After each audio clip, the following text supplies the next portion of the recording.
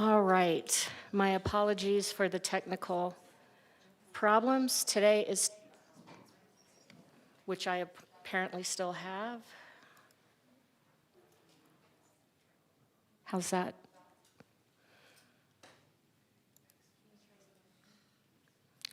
Is that better? Okay, today is Tuesday, December 2nd, 2025. This is the City Council's regular meeting. I'm calling it to order and giving notice to members of the City Council and to the general public that at this regular meeting, the City Council may vote to go into executive session, which will not be open to the public, for discussion and consultation with the city's attorneys for legal advice on any item listed on the following agenda. Can we have roll call?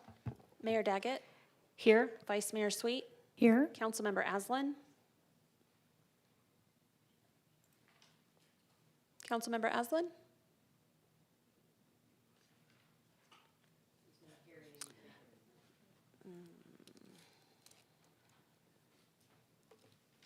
we'll come back to him. Councilmember Garcia, I'm present online. Councilmember House, I'm here. Councilmember Matthews, Here. Councilmember Spence. Here.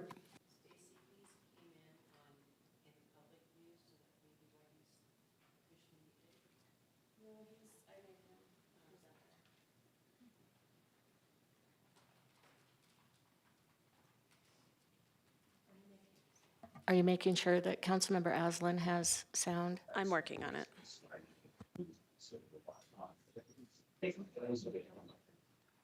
Right, like in the situation that I thought today.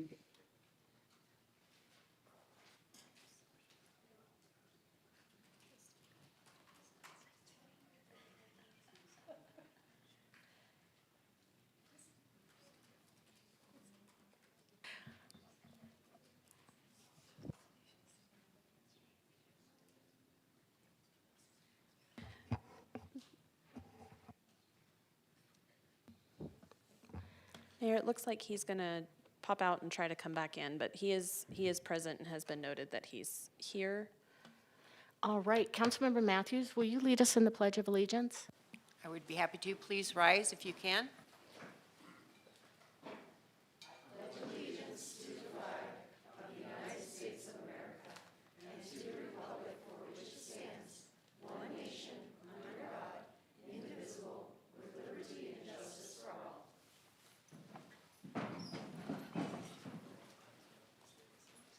The mission of the City of Flagstaff is to protect and enhance the quality of life for all. Our land acknowledgement. The Flagstaff City Council humbly acknowledges the ancestral homelands of this area's indigenous nations and original stewards. These lands, still inhabited by native descendants, border mountains sacred to indigenous peoples. We honor them, their legacies, their traditions, and their continued contributions. We celebrate their past, present, and future generations who will forever know this place as home. Thank you. Next up, we have open call to the public, which enables the public to address the council about any item that is not on today's prepared agenda. This appears on the agenda twice, now and at the end. And if you would like to speak during public comment, you'll fill out a comment card in the back and turn it in to the city clerk. You have 3 minutes, and there is a clock here. And because whatever you're going to talk to us about is not on the agenda, we can't respond, answer questions, ask questions, that sort of thing.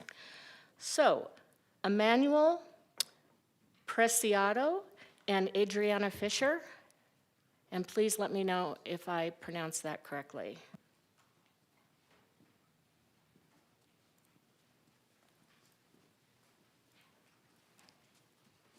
Hello, good afternoon.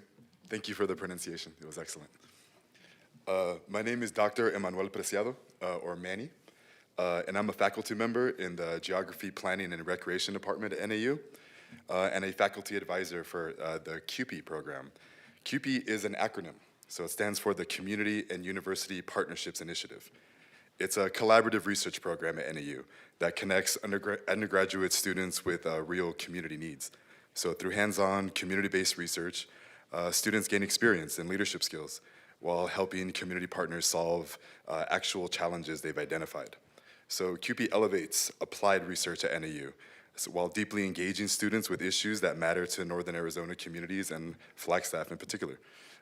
It strengthens critical partnerships between the university and the region, and by creating knowledge that makes a real impact locally while cultivating the next generation of researchers and community leaders.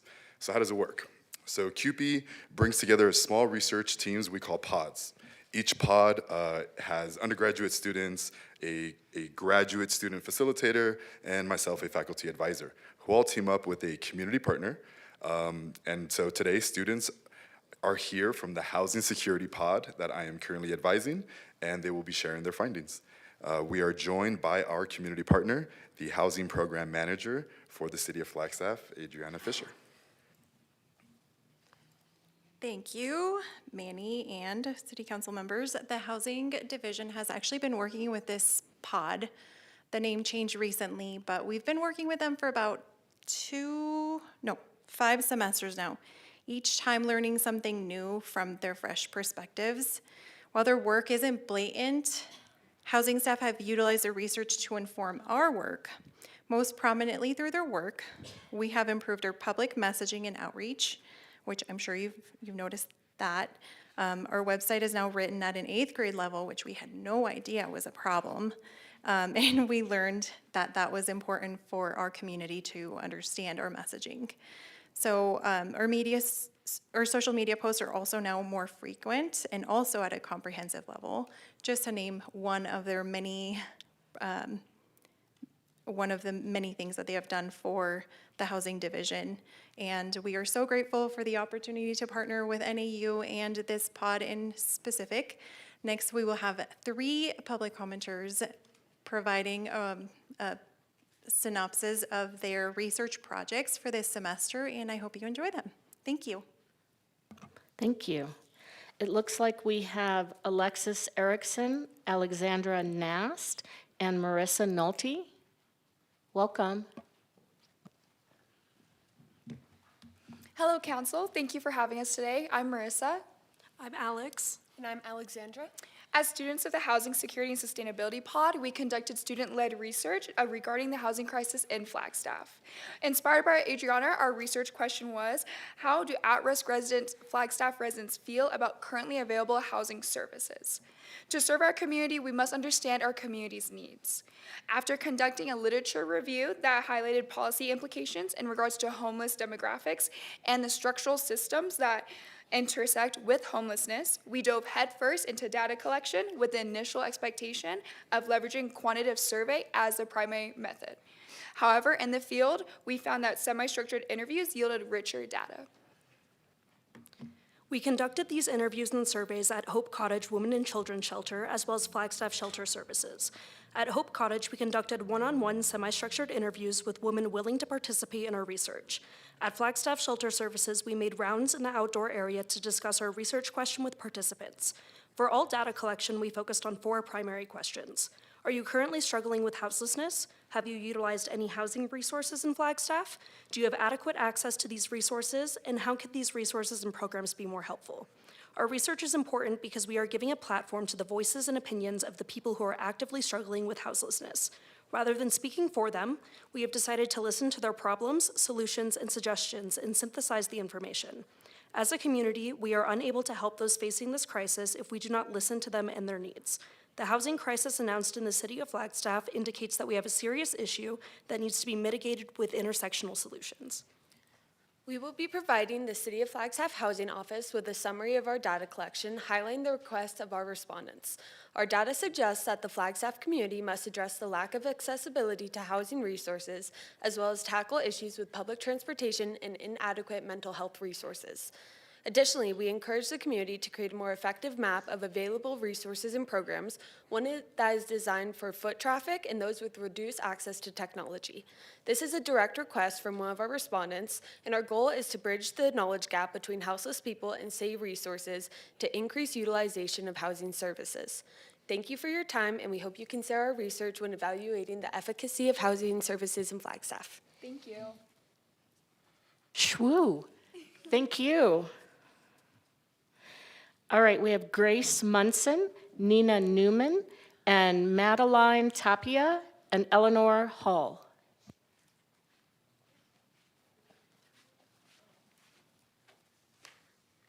Hello, Council. Thanks for having us. I'm Ellie. I'm Nina. I'm Madeline. And I'm Grace. As a part of the Housing and Sustainability Pod working with the Flagstaff Housing Department, our subgroup focused on Flagstaff developers and their commitment to sustainable development, their knowledge of Flagstaff sustainability incentives, and their relationship with the city. Through this research, we hope to identify key barriers that developers face when implementing sustainable features in their developments and use this information to provide both developers and the city with the necessary information to make sustainable development in Flagstaff more attainable. We collected data through literature review and semi-structured interviews with Flagstaff developers. We used the literature review to obtain background information on Flagstaff's carbon neutrality initiatives and sustainable housing, while the interviews gave us insight into the barriers to sustainable development. We conducted 6 interviews with developers, each consisting of 12 questions related to their knowledge of sustainable development, their knowledge of Flagstaff sustainability incentives, barriers to implementation, and their willingness to implement sustainable features in their developments in the future. Through this process, we found that developers want to implement sustainable choices but find it cost prohibitive. A main concern is that Flagstaff residents will not always be willing to pay the difference when making the switch to sustainability, leaving developers to make the investments without getting the returns. Developers also noted that their relationships with the city felt forceful rather than supportive and would appreciate seeing faster processing and more support with their projects. Lastly, developers had inconsistent awareness of or interest in using the current incentives and opportunities for sustainable development. However, all respondents wanted better financial incentives, quicker approvals from the city, and above all, to learn more about sustainability incentives and opportunities. We created a pamphlet, and it will be available in upcoming weeks with digestible information for developers, and we hope these findings provide valuable insight to the City of Flagstaff and developers, helping to inform future decisions and encourage development approaches that prioritize long-term sustainability and community well-being. Thank you for your time. Andres Castellanos, Grace Green, Louis T., and Tyler R.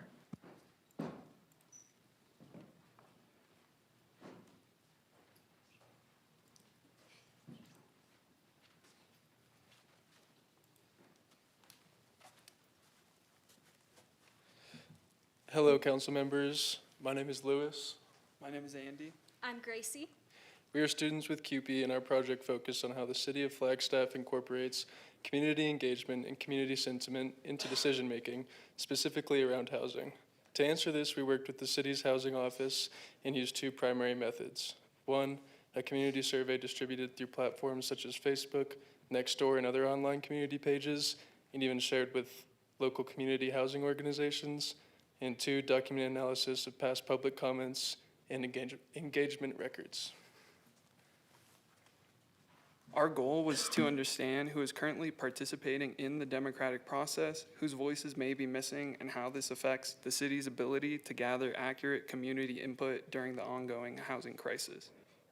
From our survey of 64 respondents, we found a significant demographic imbalance in who is engaging with city council.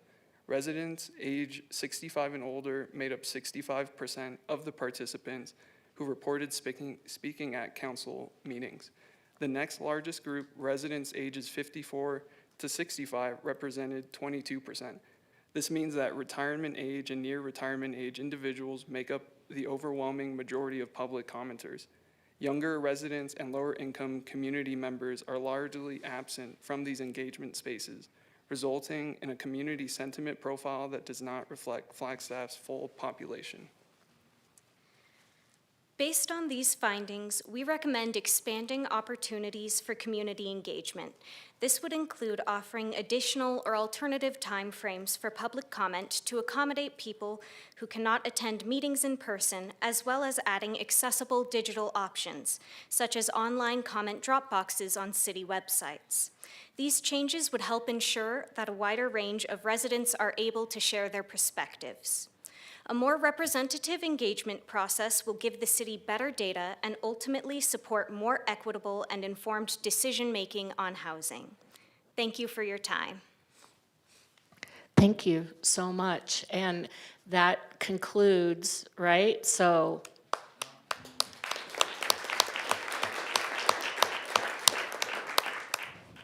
thank you so much. Stephen Grubart.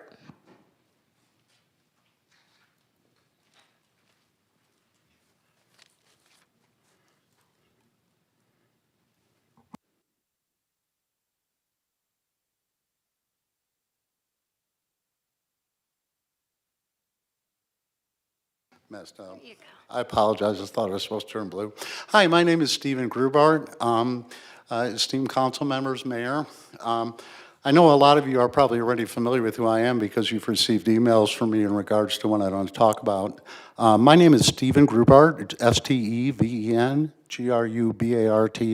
@hotmail.com, and you can also get my information on my former restaurant, the Pizza Patio, which had to close recently due to excessive police force that I think involves the whole community. We've functioned here for 8 years. We're the ones who started Feed Flagstaff First Responders. We were the front page of Flagstaff Facebook page, and we've done a lot for the community, and we've had some real difficulties, I'm sure you guys know from reading my emails. I mean, I really need your guys' help. We need a third party to investigate our police department and the excessive force that they use. My restaurant's about the size of a bathroom, 400 square feet. You can't even fit the amount of police officers that are surveilling my place into the restaurant. It's so over the top. And the civil rights violations, the way they enforce the law, not reporting assault charges against me, and some of the different things that I've enumerated in there are just, they're a black spot on the whole city. We need a third-party investigation to take a look into this matter. And the other thing is you guys voted, and we love you for it, 5-4 against the noise ordinance, but the Flagstaff Police Department and certain city officials don't seem to respect the city council that's democratically elected by our beautiful voters in Flagstaff, Arizona. They've taken the law into their own hands with nuisance party violations that have been defeated in court on several instances, 3 times in my case. And they've even subverted them by issuing false first-party nuisance violations, even though it's a second party, in order to gain a conviction, because sometimes they lead together in court. Some of the things they're doing are just so over the top, it's unbelievable. The people of Flagstaff are going to rise up. This will get out through social media one way or another. I think we need to come together now. I really need you. I'm fighting this fight alone. I'm just one guy. But I'm not one guy who's that weak. I might be injured in a lot of ways with cataract surgery, mouth surgery, broken ribs. I'm literally Tiny Tim on Thanksgiving Day, but it's not going to stop me, because with every ounce of energy in my body, this will come to light, I promise you. It's time you guys come and unite behind me, and let's see the truth, and let's bring Flagstaff to the community we want it to be. Let's stop this nonsense against small independent retailers that are running businesses on the south side of this town. It's just complete nonsense. I urge your action now. Please kindly put me on the agenda. Thank you. Thank you.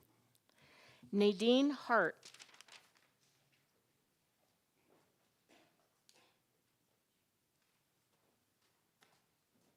Hi, council members, and hi, residents of Flagstaff who are tuning in.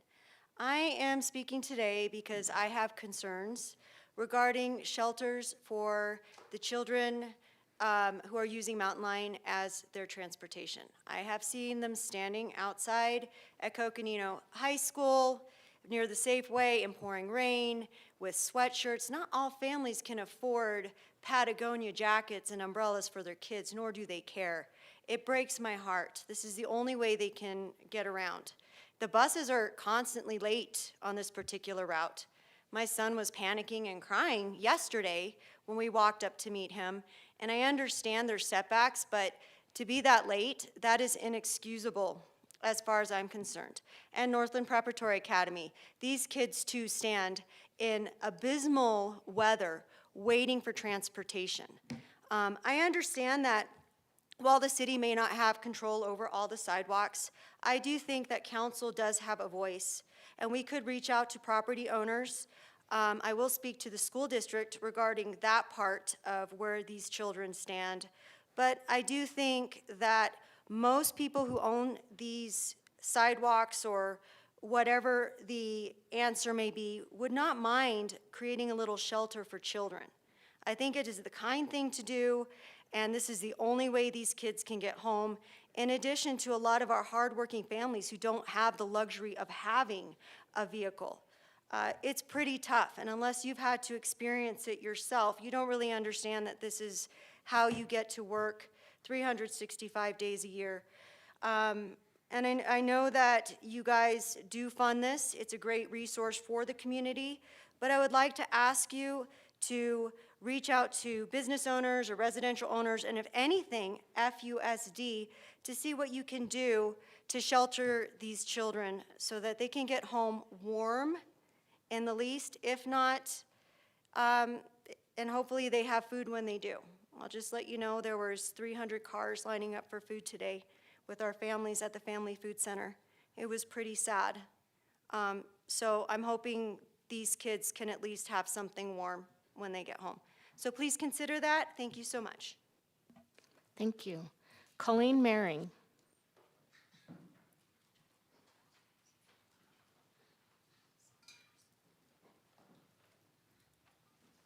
Good afternoon, Mayor, Vice Mayor, Council. My name is Colleen Maring. I'm the Chief People Officer at Northern Arizona Healthcare, and I've spoken here before about our robust employee well-being program that supports all of our colleagues through emotional, physical, and financial journeys to build and sustain healthy lives. A few months ago, I was here talking about our State of Arizona Healthy Worksite Award, which recognized our all-employee wellness program. But today I wanted to spotlight another way we're focusing on the whole health of all of our colleagues, including physicians and advanced practice providers whom we employ, as well as independent practitioners who we don't employ but who see patients in our hospitals. For a long time, medical professionals have had to fill out extensive surveys and provide a lot of documentation to gain the right to practice in a hospital. And that's for really good reasons, to verify education and training and experience and quality. But for many decades, those questionnaires have also asked medical professionals to attest to their mental health care and history of mental health treatment. NIH has eliminated those personal mental health questions from credentialing applications and have been recognized by a national coalition of leading healthcare organizations, including the American Medical Association, working to remove barriers for healthcare workers so that they can feel safe in accessing mental health care. The organization is called All In, Wellbeing First for Healthcare, and it named NIH a 2025 Wellbeing First Champion. This distinction means that our credentialing applications enable providers to practice in our facilities, which enable providers to practice with us, are free from intrusive and stigmatizing language around mental health care and treatment. And we took this step to ensure that our colleagues, who are also our local community members and neighbors, can seek needed care without fear of losing their license or job simply for taking care of their mental health. NIH recognizes that supporting and protecting the mental health of our colleagues and community providers who practice in our hospitals is paramount to their well-being and therefore to the well-being of our entire community. We all have more work to do in destigmatizing mental health and mental health care, but we're very proud of this achievement as an important step in that direction for NIH and the communities we live in and serve. Thank you. Thank you. All right, next up we have council liaison reports.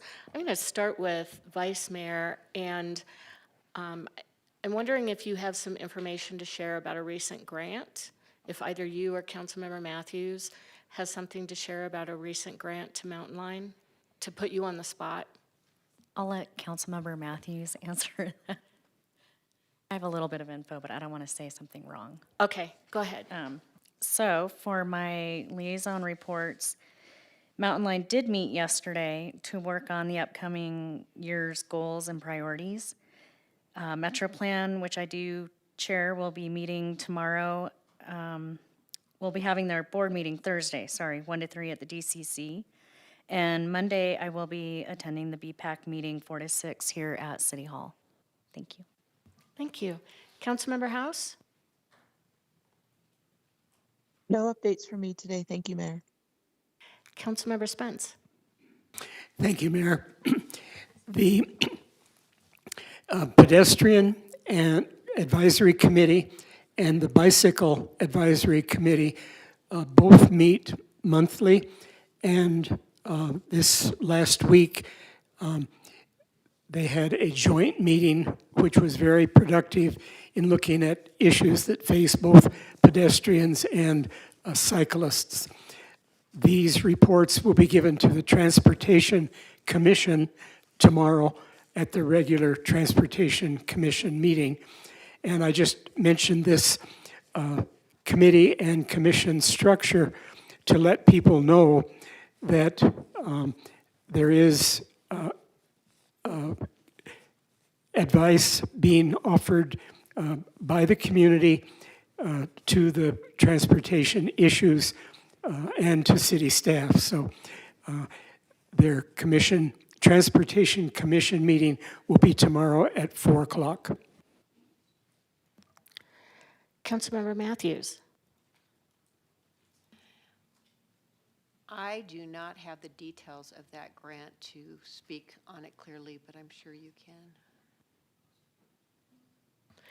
Councilmember Garcia. No updates tonight, Madam Mayor. Thank you. Councilmember Aslan.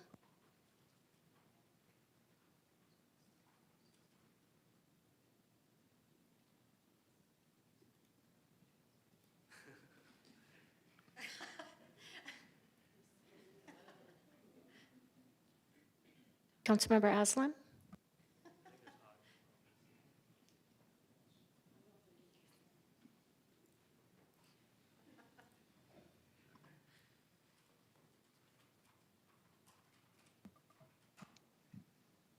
Can you?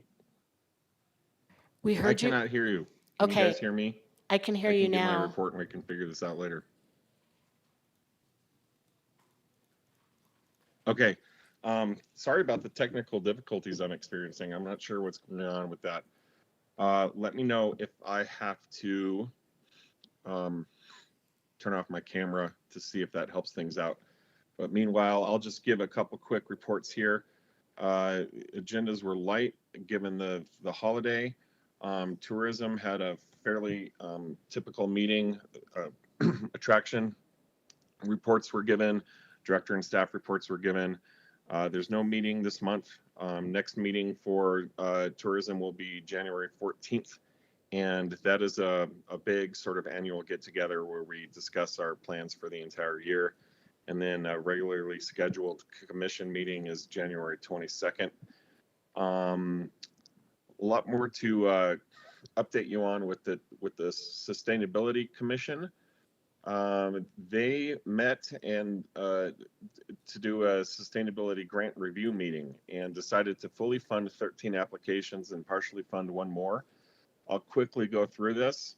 And if anyone has any questions or needs follow-up, happy to send that out. Community assistance teams of Flagstaff got $7,500. The Salvation Army got $3,850 for expanding access and education and sustainable transportation. The Upcycle got $1,170. McAllister Ranch Rainwater Collection System, NEU Sustainable Communities Program, was awarded $7,469. Evergreen Academy Preschool's Garden Development and Accessibility Program was given over $6,000. Wood for Life with United Natives was granted $7,500. Reviving Traditions, Indigenous Art from Reclaimed Materials.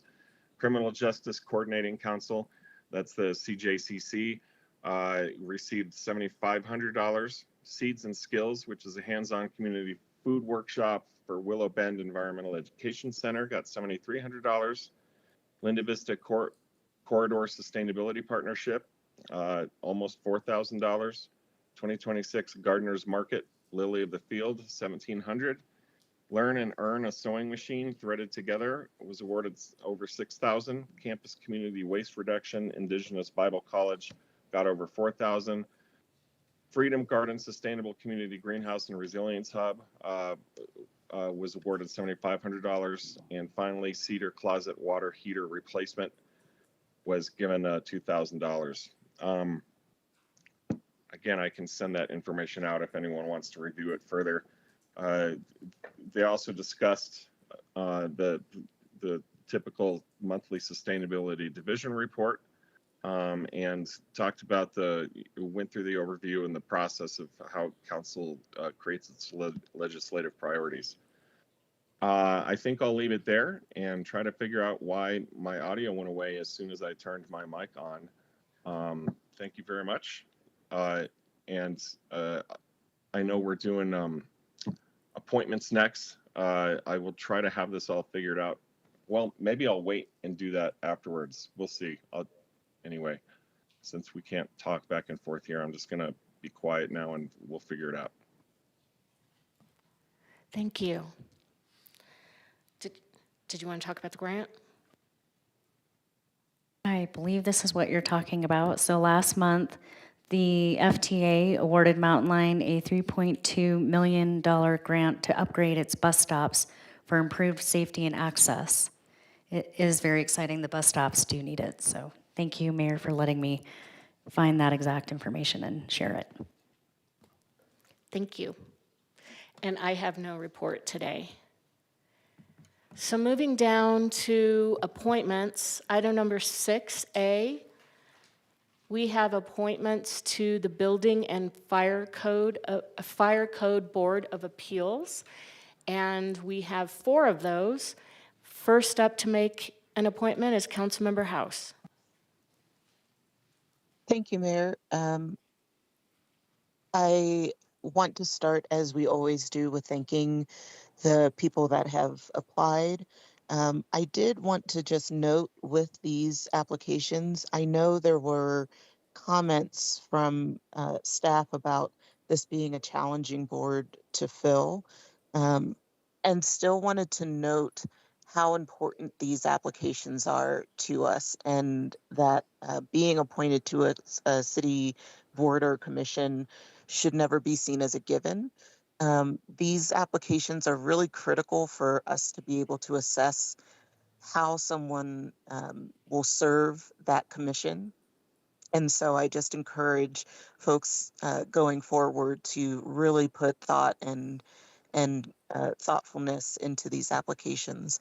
With that said, I would like to move to appoint Scott Franz to the Board of Appeals and thank them for their very detailed application.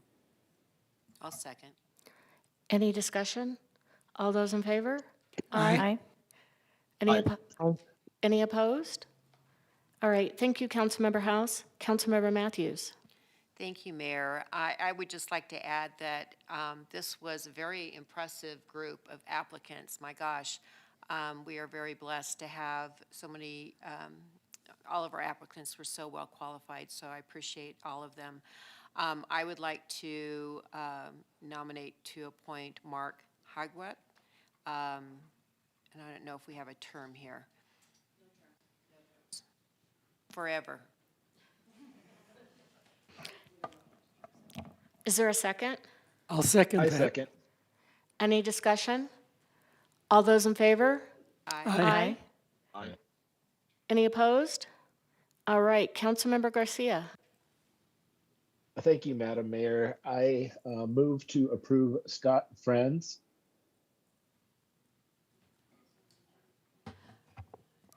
He was already appointed by. Oh, my apologies. My apologies. I missed that one. So my next in line will be Mark Sheary. I'll second. Any discussion? All those in favor? Aye. Aye. Any opposed? All right, and next up, we have Councilmember Spence. Thank you, Mayor. I too am impressed with the applicants and the significance of this board in discussing appeals regarding our building and fire codes. And in that light, I would like to nominate Patrick Stasky. I'll second. Any discussion? All those in favor? Aye. Aye. Aye. Any opposed? Aye. All right, moving down to the next considerations. The library board, we have 3 appointments. Councilmember Aslan. Yeah, I would like to, I'm not certain of the terms that are available, but I would like to nominate Francisco Garcia to be reappointed to the first available term. I'll second. Any discussion? All those in favor? Aye. Aye. Aye. Any opposed? All right, Councilmember Spence. Thank you, Mayor. I would like to appoint David Portree. I'll second. Any discussion? All those in favor? Aye. Aye. Aye. Any opposed? And these terms are assigned administratively, just FYI. Councilmember Garcia? Thank you, Madam Mayor. It'd be my honor to appoint Catherine Moore to the library board. I'll second. Any discussion? All those in favor? Aye. Aye. Any opposed? All right, next up, Personnel Board. Councilmember House.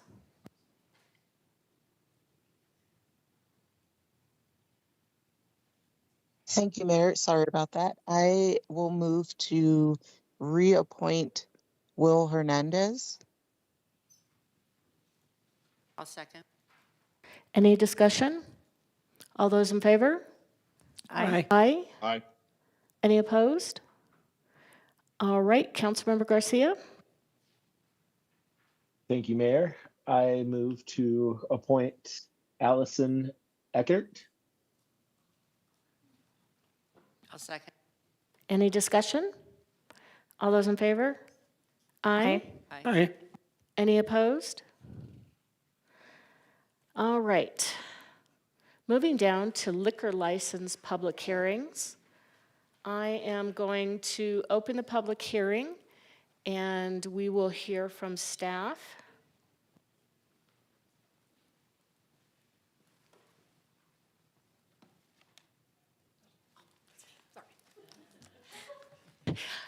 Hello. Okay. Good afternoon, Mayor and Council. Jessica Matias for Georgiana Stasky, Deputy City Clerk. Before you today is a liquor license application for an owner transfer of a Series 6 bar license for Embassy Suites located at 706 South Milton Road. The agent and owner on the application is Jeffrey Craig Miller. The Police Department and Planning and Development Services have conducted their respective investigations, and the reports are included in the agenda packet, and there are representatives from the divisions here to answer any questions you may have. Representatives from the businesses have also been invited to attend the hearing today. Thank you. Council, do you have any questions for staff or the applicants? We have no public comment, correct? I'm going to close the public hearing, and Council, I will entertain a motion. Mayor, I move that we forward the application to the state with a recommendation for approval. I'll second. Any discussion? All those in favor? Aye. Aye. All right. We are moving down to consent agenda, and I have had a request from Councilmember Garcia to pull item number C, or letter C. Are there any other items that council members would like to see pulled for discussion or questions? So if I could get a motion to approve the consent agenda items A, B, D, E. Mayor, I'd like to move that we approve the consent items A, C, A, B, D, and E. Is there a second? I'll second. Any discussion? All those in favor? Aye. Aye. Any opposed? All right, so up to item C, Councilmember Garcia, did you have some questions or some comments you'd like to make? Yeah, thank you, Madam Mayor.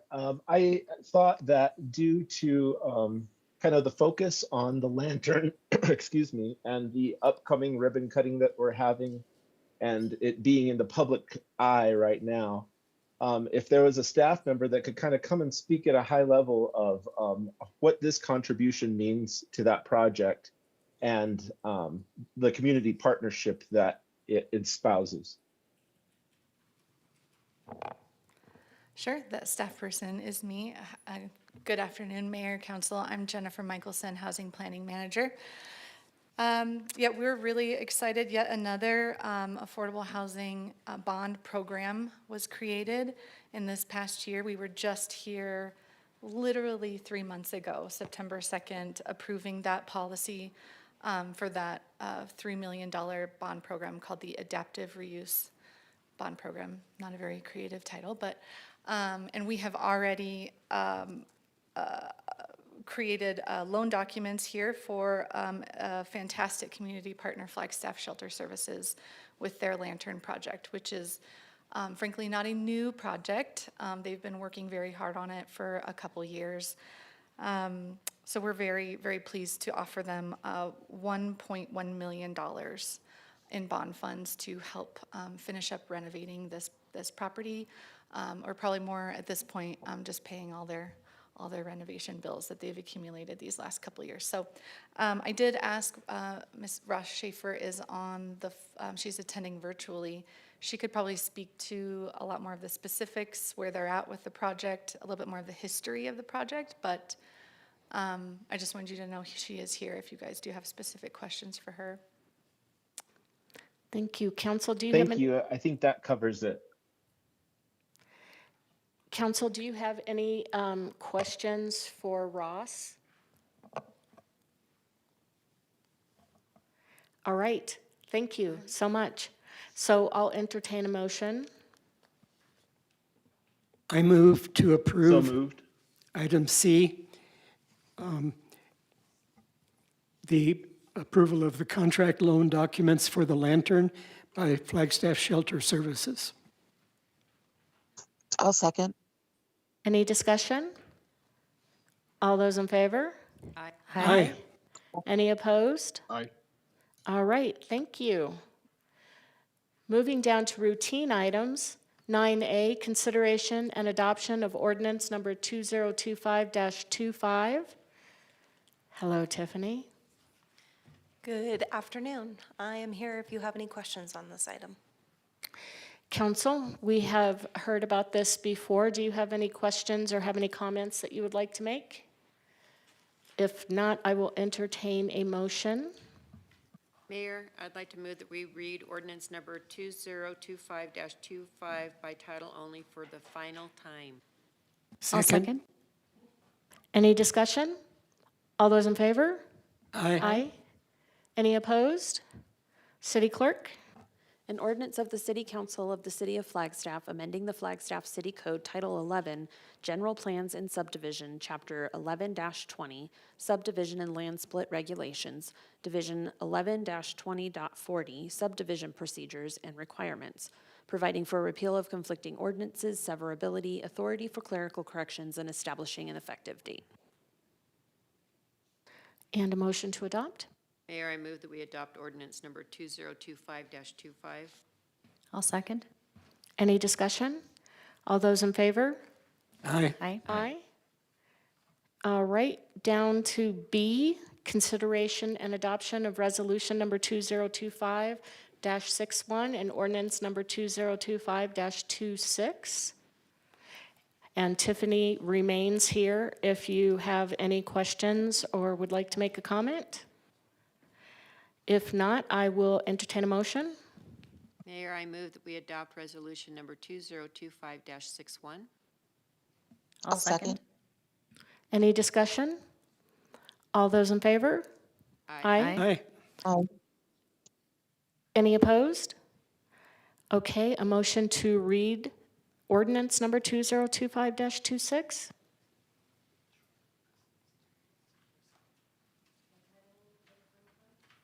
I move that we read ordinance number 2025-26 by title only for the final time. I'll second. Any discussion? All those in favor? Aye. Aye. Aye. Any opposed? City Clerk? An ordinance of the City Council of the City of Flagstaff amending the Flagstaff City Code Title 10, Flagstaff Zoning Code, by adopting by reference that certain document entitled PZ-25-00027-Middle Housing, providing for repeal of conflicting ordinances, severability, authority for clerical corrections, and establishing an effective date. A motion to adopt? I move that we adopt ordinance number 2025-26. I'll second. Any discussion? All those in favor? Aye. Aye. Any Aye. opposed? Aye. All right. Thank you for being here, Tiffany. Next up, consideration and adoption of ordinance number 2025-23, another one that we have heard about previously, and Bryce is here if you have any additional questions or comments.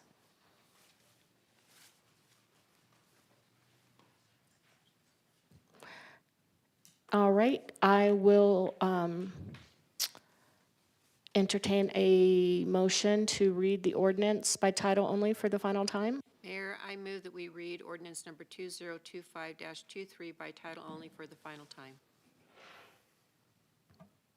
I'll second. Any discussion? All those in favor? Aye. Aye. Any opposed? All right, City Clerk. An ordinance of the City Council of the City of Flagstaff authorizing the acquisition and disposition of real property from the Flagstaff Unified School District in order to facilitate affordable housing development, providing for delegation of authority, providing for severability, authority for clerical corrections, and establishing an effective date. Mayor, I move that we adopt ordinance number 2025-26. 2-3. 23. My eyes shifted up. I'll second. Any discussion? All those in favor? Aye. Aye. Any opposed? All right, we are moving down to item number D, or letter D, which we have also discussed previously. All right, council members, do you have any questions or comments for Bryce? I do have public comment. Dennis Givens. Thank you, Mayor, Vice Mayor, City Council, staff, good citizens. I'm Dennis Givens, investigative researcher, journalist for Justice News, and I researched Hope Construction, and I heard really good things about them. They did find places for those people that live in those low economic status housing, which is awesome, and they also do build affordable housing within the community, and we should definitely keep working with Hope Construction, because what else do we got but hope? So thanks a lot. And then also with the middle housing, someone talked about, are they just going to become second homes and Airbnbs? Or are we going to really use them for our housing crisis? Thanks a lot. Have a great day, and let's go do our good deeds. Thank you. Thank you. Can I say one more thing? And also, when we're buying and selling property, let's make sure that we get the best for our money, let's just make sure that we're really getting money for the city so we can spend money on projects that we need, because there's a lot of things out there that could be funded. So talking to the real estate guy, just make sure you're doing your job, man. We believe in you. Thank you. All right, do I have a motion to read the ordinance by title only for the final time? Mayor, I move that we read ordinance number 2025-28 by title only for the final time. I'll second. Any discussion? All those in favor? Aye. Aye. Any opposed? City Clerk? An ordinance of the City Council of the City of Flagstaff authorizing the disposition of real property located at 116 East Butler Avenue, providing for delegation of authority, providing for severability, authority for clerical corrections, and establishing an effective date. And a motion to adopt? Mayor, I move that we adopt ordinance number 2025-28. I'll second. Any discussion? All those in favor? Aye. Aye. Any opposed? All right, and a motion to approve the purchase agreement. I move to approve the purchase agreement with 122 East Butler LLC, which is an Arizona limited liability company. Is there a second? I'll second. Any discussion? All those in favor? Aye. Aye. Any opposed? All right, thank you, Bryce. Moving Thank you, down. Bryce. Moving down to regular agenda, consideration and adoption of ordinance number 2025-30.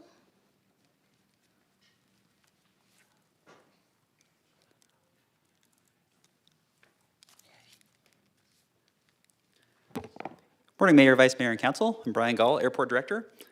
I'm joined by Heidi Derryberry today, and we're going to be talking about some proposed changes to airport parking rates and the addition of airport badging fees.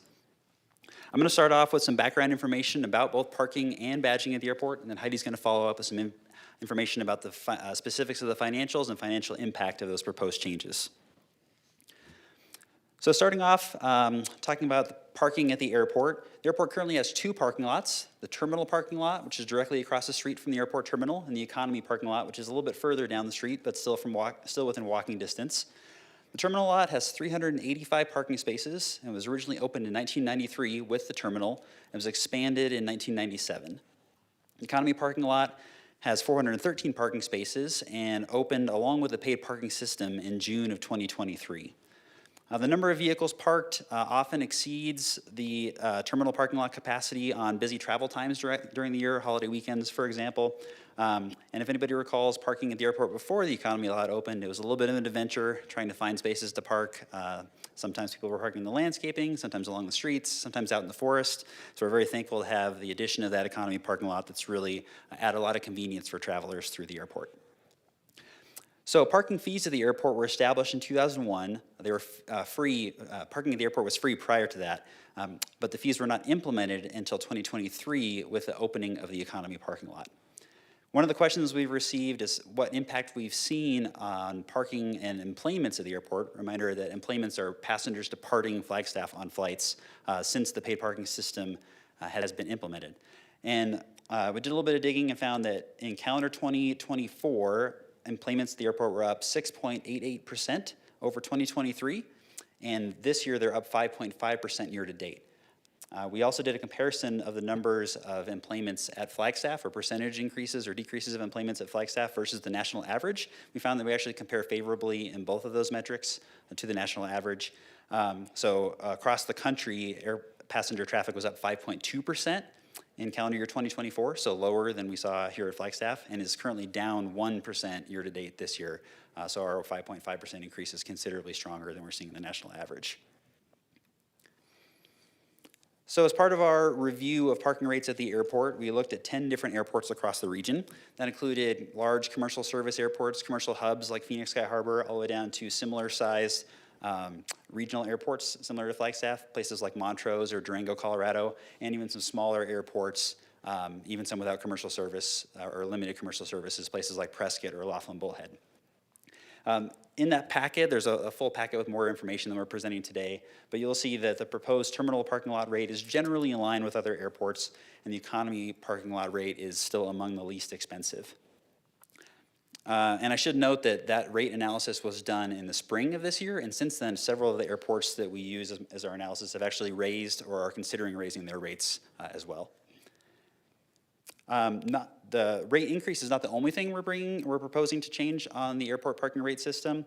We have also had some requests for a monthly fee for our airport parking lots. We've had a number of users who, for various reasons, would like to leave vehicles at the airport for a longer period of time, and they're looking for a discounted rate associated with that, especially when we currently have capacity to accommodate that. So, for example, some businesses have requested leaving a vehicle there if they have people that fly in frequently and need to use the car for shorter periods of time between trips. We've also heard from air crew.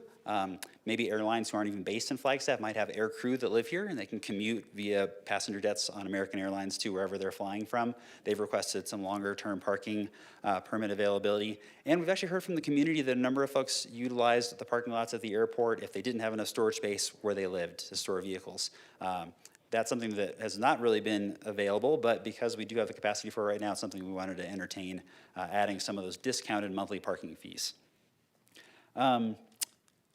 Another fee that we're looking at adding is a lost ticket fee.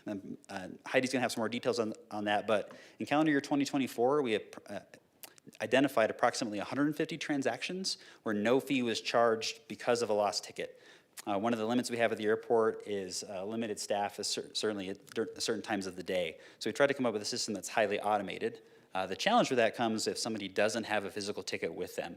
And in that case, if it's after staff time and we can't come assist them or help look up their transaction, we've directed the third-party company that manages our parking system to let those drivers out for free. So it's not a super common thing, but common enough that it is costing the airport some revenue, and we'd like to add a lost ticket fee to help accommodate that and gain some of that revenue back. You'll notice that when we go into details a little bit more on the proposed parking rate changes, there are 2 different effective dates. The proposal would be to have the monthly parking fee and the lost ticket fee take effect very soon after adoption of this ordinance, if it is adopted this January 15th. And the rate increase not coming until July of 2026, which would give us some time to get messaging out to the general public and make sure that we really announce that before it takes effect. Speaking of outreach, we have done some outreach to the Airport Commission regarding these rates and fees. Starting over a year ago, back in December of 2024, staff provided an airport budget overview, basically a kind of an all things budget meeting that included all airport fees and our proposed approach to reviewing fees or adding fees or any kind of fee increases. In January of 2025, we presented the first draft of proposed parking fees. The commission voted in favor of the proposed monthly rates and adding the lost ticket fee, but asked for some additional information regarding proposed fee increases at future meetings. The information they asked for was really mostly what we talked about with employments. What were we seeing in terms of passenger volume since the fees had been implemented? So we added that information and brought that back to the commission in May of 2025, and at that time the commission voted 3-2 in favor of the proposed rate increases. So here's a table showing the proposed fee increases. The current rates, I'm going to focus on the daily rates because really all the other rates are based on those daily rates. As a reminder, the first hour in both of our parking lots is free. That's to accommodate folks that are maybe picking up or dropping off passengers or just staying for a short time. After that, we have a $2 per hour rate up until the daily rate. The current daily rate in the terminal lot is $8 per day. The weekly rate is a 1-day discount. So you stay for 7 days, you pay for 6. And similarly on the economy lot, same rate structure, but the economy lot current daily rate is $6. We'd be looking to add that monthly rate, which is essentially 2 free days per week. So if you stay for 4 weeks, you pay for 5 days per week for those 4 weeks that you're there. And then the lost ticket fee is the equivalent of 1.5 weeks of parking, which is roughly the average parking duration that we see, or the average parking cost that we see, plus a little bit to not, so that people can't take advantage of that as a loophole if they owe more than the parking system otherwise would charge them. And then starting on that July 1st, 2026 date, we'd be looking to increase the terminal lot rate from $8 per day to $10 a day, and the economy lot rate from $6 a day to $7 a day. You'll note that there's a higher percentage increase on the terminal lot rate. Part of that is because of the balance we're seeing between parking passengers between the 2 lots. Currently, more than 60% of passengers are parking in the more expensive terminal lot, and less than 40% are parking in the cheaper economy lot. Like I mentioned, Heidi's going to go into some more background on the impact of that proposed fee in a minute, but I did want to add some background on security badging as well. There's a lot of acronyms in this one, so I'll try to do my best to make sure to define them as they come up. But the airport is required to maintain what we call an airport security program, or an ASP, by the Transportation Security Administration, or TSA. ASP includes both access control requirements for airports plus requirements for personal background screening. Basically, anyone that requires unescorted access to certain secured areas of the airport have to go through some background screening process and be issued airport security credentials, which we commonly refer to as badges. The airport does not currently charge for security badges or for conducting any of the background checks associated with that. And we're actually one of very few commercial service airports that don't, especially if you exclude airports that receive subsidies for essential air service or things like that. But I'm not aware of another one in the state that doesn't charge for security badging. There are different badges and background checks required depending on what area of the airfield that you're requesting access to, and I'm going to talk about the 3 main ones today. First is called the Air Operations Area, or AOA. That's essentially everything within the perimeter fence of the airport, so anywhere that the aircraft go, excluding a few more restrictive areas that I'm going to talk about in a minute. Those restrictive areas are, one is called the Secure Identification Display Area, or SIDA. That's essentially the area around commercial flights. So the commercial boarding and deboarding of aircraft and servicing of aircraft happen in the SIDA. And then the sterile area is within the terminal, but beyond the TSA checkpoint. So anywhere basically between the TSA checkpoint and the boarding doors where you access the ramp to board those commercial flights. The airport currently issues about 135 AOA badges and 90 SIDA or sterile area badges annually. There's currently no limit to the number of badges that can be issued per tenant. So for example, if a person has an aircraft in one of the city-owned hangars and is paying for a permit to store that aircraft there, they can have as many badges as they want depending on people who have a genuine need to access that aircraft. So for example, if it's shared by 4 or 5 or 10 individuals, they can all have security badges to access that aircraft. Total annual cost of the airport is approximately $20,000 in issuing and running that badge program. There's a breakdown here. I'm not going to go over every line in it, but essentially what I wanted to point out was that there are different costs for initial badges versus renewal badges. And that's partially because of the background checks and the associated costs with those impact more on the initial badge than they do during badge renewals. We did include some totals there and some totals excluding labor, so you can show the difference in material costs and subscription costs that are required versus the staff time to work on it. So as part of our review of adding badge fees to the airport, we looked at 10 different airports in the region, sort of a similar list that we looked at for the parking rates. And the proposed badge fees are generally in line with similar airports. We are proposing different initial and renewal badge fees, as I mentioned, due to those different costs for the airport. And we are adding, oh, there's a little bit of a typo there. I meant to say lost badging fees. We lose a lot of things around the airport. Apparently tickets and badges are both on that list. But lost badges fees are intended to encourage users to keep track of their badge. The big reason for that is because the Transportation Security Administration requires the airport to keep track of how many badges are lost. They count as lost before they reach their expiration date. And if we lose 5% of any one type of badges, so the AOA, SIDA, or sterile badges that I mentioned before, we have to redesign our badges to look visually different and confiscate and reissue every badge in the airport. So if we hit that 5% number, it's a really big deal. It incurs a lot of costs and a lot of inconvenience for our tenants. So we really want to encourage those folks that have that security access to the airport to keep track of those badges. Security badges at the airport are good for up to 2 years. That is the maximum amount of time allowed per the TSA for airports of our category. If these badge fees are approved, they would be effective January 15th, 2026, with a built-in rate increase of July 1st, 2027.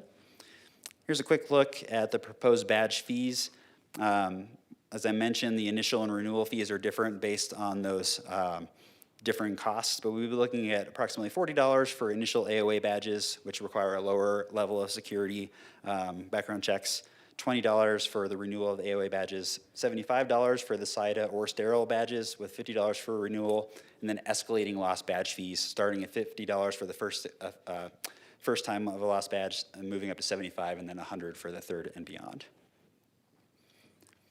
Similar to our approach to parking fees, we did bring this to the Airport Commission a number of times, starting in December of 2024, when we looked at more broadly the airport budget and proposed fees, what fees we currently charge versus what we didn't, and what we'd be doing to look at potential new fees and fee increases. In May of 2025, we brought the first draft of proposed badge fees to the airport. The Airport Commission did request some additional information at a future meeting that was mostly about number of badges of various types that were issued. And they did also request a change to the badge fee proposal, which was a fee waiver for contractors working on airport-funded projects. So if we hired a contractor, they didn't think it was appropriate for the airport to be charging a contractor that we were then paying, they would probably just pass those costs back on to us.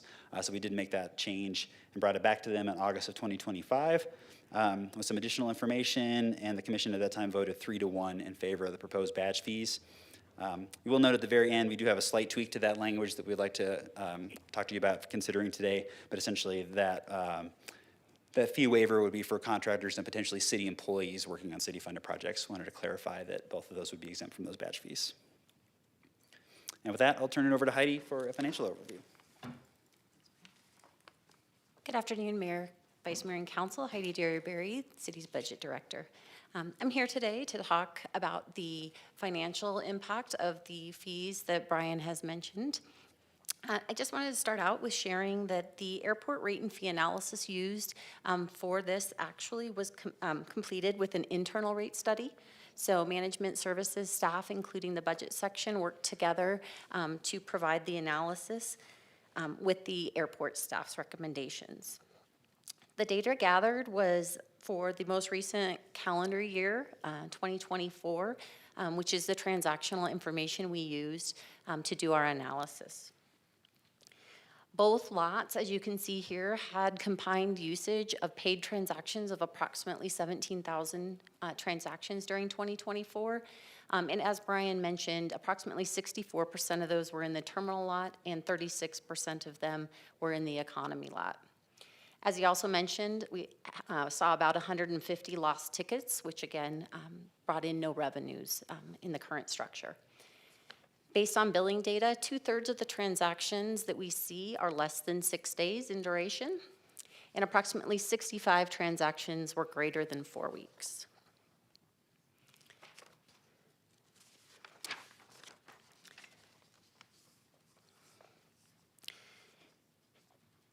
Staff did consider, as we were doing the analysis, that we probably will not see as high of a rate of 150 lost ticket transactions in the future with a new fee, and that is part of the analysis that we did. We do expect to see a change to that activity once we have a fee. The anticipated revenues that we have proposed in this fee for lost or damaged tickets would produce approximately $9,000 annually.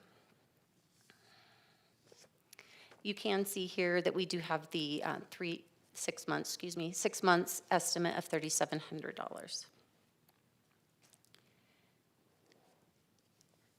This slide illustrates the proposed increases to our existing rates as well as the impacts for the new rates that we are proposing. As you can see, we currently have no recommendation for increases to hourly rates. However, we do for the daily, weekly, and the addition of the monthly and lost ticket fees. Based on airport staff research, rate proposal changes are recommended for both the terminal and economy lots. The recommendations and the financial impacts do take into consideration the impact of moving transactions from those weekly rates into the monthly rates. Please note that this chart is the full year impact of the July 1, 2026 increase as being proposed.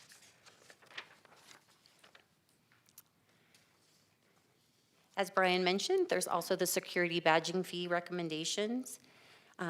Take note, when completing the analysis and moving forward with this recommendation of establishing the new security badging fees, a full cost recovery approach was not our focus. The goal was to establish a fee to assist with covering the operating cost associated with the security badging.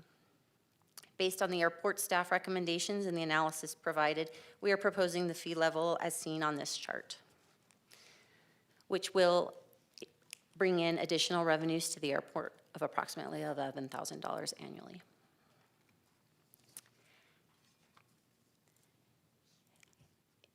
An overview of the total revenues that we have discussed today, the new revenues based on the rates. You'll see there's no change to the hourly rate. The daily rate change will be an increase estimated of approximately $64,000 a year. The weekly rate, $37,000. The monthly rate, $12,000. The new lost ticket fee, $9,000, for a total new parking revenue of approximately $122,000 annually. The new revenues to be seen expected at the airport for the security badging is just over $11,000. And at this time, I'll turn it over to Brian to discuss next steps unless there's any questions. Thank you. Thank you, Heidi. One thing I did want to mention that I failed to mention in the beginning was the airport is an enterprise fund. So both from the city perspective, we're doing our best to be financially self-sufficient, though we haven't quite been there yet. We're still relying on support from the general fund, which is one of the reasons we're exploring a lot of different opportunities to try to generate more revenue at the airport to reduce or hopefully eventually eliminate the dependence on the general fund revenue. Also, it's in that financial analysis packet that's attached to this agenda item, but currently the airport parking system is generating approximately $550,000 annually, which is a bit lower than we originally anticipated, though some of that has to do with, at the time of the initial adoption, we had 2 air carriers when United was currently present. So we have seen a reduction in air traffic related to the suspension of United's operations in Flagstaff. So for your consideration, the adoption of this ordinance, today we'd like to do the first read of the ordinance with the slight change that I mentioned, clarifying that contractors and city staff working for the city on Flagstaff Airport projects are exempt from the initial and renewal badge fees listed, but are still required to pay the lost badge fees. If that first read is approved today, we would bring it back for a second read and adoption on December 16th, with January 15th, the new rates and fees being effective. Really, that just being the two new fees being added for the lost ticket fee and the monthly parking fee, with the additional fees then being added in July of 2026. With that, I'd be happy to entertain any questions or comments. Council questions? Councilmember Matthews. Thank you, Mayor. I'm assuming that the lost ticket fee, you wanted to make it more than if they found their ticket, right? So that's where you come up. It looked like it's for about 9 days, even though the average stay, it sounded like, was 6 days. And I don't want to give anybody any hints, but, you know, will that motivate people to go over and push the button and, you know, go back to their car? That's a great question, Councilmember Matthews. And it is something we've thought about. In fact, if you look at that comparative rate analysis we did at other airports, not all airports charge lost ticket fees. The ones that do tend to charge a lot. There was one in there that I think charged over $300 for lost tickets. And I think it's exactly for what you're talking about. What I will say is, from the behavior we've seen at Parkers and Flagstaff, I've been really impressed with the honesty of folks and how much they really try to pay us for lost tickets more often than not. So our approach would be the week, roughly week and a half worth of parking charges, and then kind of track, similar to what we've done here, to see how that works out. For example, how often that feature is being used. And then if necessary, we can adjust that if it seems like people are abusing that system. I think that's a fair question. But to date, we do see, I think, more frequently than we see people using lost tickets, are people trying to come back and pay us with cash or find other ways to pay the airport that we really can't accept for those lost tickets. So at least anecdotally, what we've seen so far is it seems like more often than not, people are trying to do the right thing. Well, I just wanted to say, too, I appreciate your work in being an enterprise fund. It's not easy with one airline that, you know, fluctuates their service and stuff, and just coming up with really creative ways to fill that gap is really appreciated, so thank you. Vice Mayor. Thank you, and thank you for bringing this to us tonight. I had a question on the monthly rate. Are we capping that at all to how many of those passes we're giving out, or not giving out, but selling?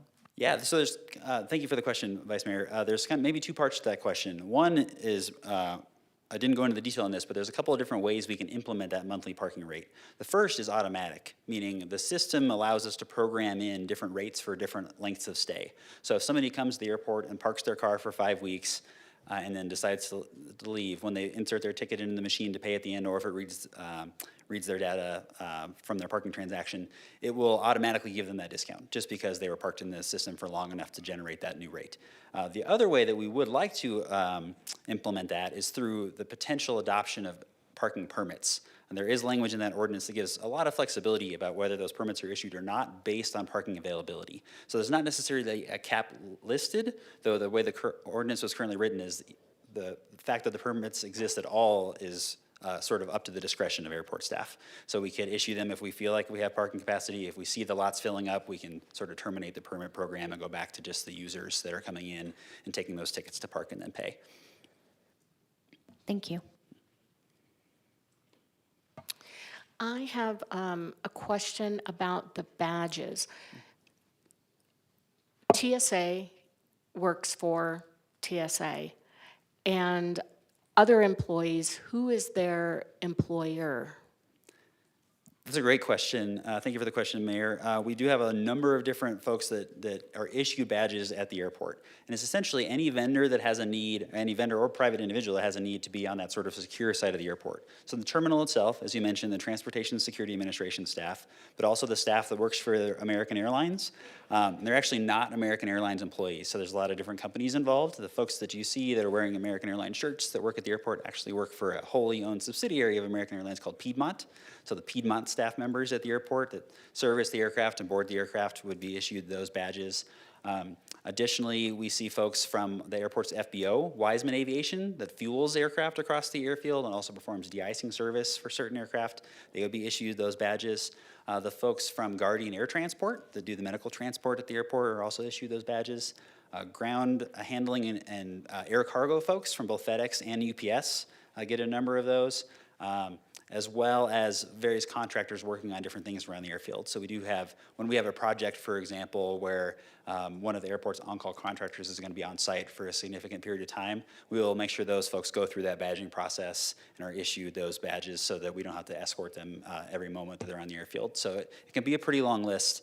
And that's in addition to, as I mentioned, the airport does have a number of hangars and aircraft tie-downs and shaded tie-downs for storage of private aircraft. So anybody who has an aircraft stored at the airport would also go through that badging process. So airport employees who are employed by the city would also pay this fee? That is the note that we added for the exemption for contractors and city staff. So we would be exempt from the fee, though we still have to go through the badging process. And it's really just to avoid the city sort of paying itself. So for city staff that would be on it, especially folks that would be working for the airport itself, be coming out of the airport fund and back into the airport fund, it just seemed like we could sort of skip that by exempting the city staff or contractors that are under contract for the city on city projects from that fee itself. Okay, I was most concerned with city staff because we have other divisions where you have to have a background check and so forth. And as far as I know, we don't charge employees for that. I could be wrong. So I didn't want to set up something where if you work at the airport, you have to pay for your background check and your badge. So good. I'm very glad to hear that. Any additional questions from council? Can I have one thing, Mayor? Yes, please. Mayor, Vice Mayor, council members, Heidi Hansen, Economic Vitality Director. I just want to make one thing clear. This program that we're bringing forward to you to do the increases is not just because we're an enterprise fund at the airport. It's because when we first implemented the parking rate program, we did have people that wanted to have a monthly fee and they wanted to have the ability to keep some cars out there. I'll give a good example. Lowell Observatory, they have a lot of people that fly, thank you Lowell, and they like to keep cars out there so they can readily use them and get up to the observatory. We had said no at the very beginning of the program because we weren't sure how busy the parking lots were going to be. Now that we do have just the one airline, we have the ability to be able to accommodate that. So that's why this is also being brought back to you. It's not just to create revenue. So I wanted to make you aware that we have some business need that has been brought to our attention, and we said that we would reevaluate that later as the program went on, and now we have, and so it's time to bring it back. So I wanted to throw that out. When it comes to the badging, this is something that we've been talking about for a very, very long time, and when Brian became the airport director, he decided to research it, and so I just wanted to throw these points out that it's not just because of the fact that we're trying to be self-sufficient, but we do have a need out there in the community, and we're addressing it. Thank you. Thank you. All right, we do have public comment. Raymond Kim.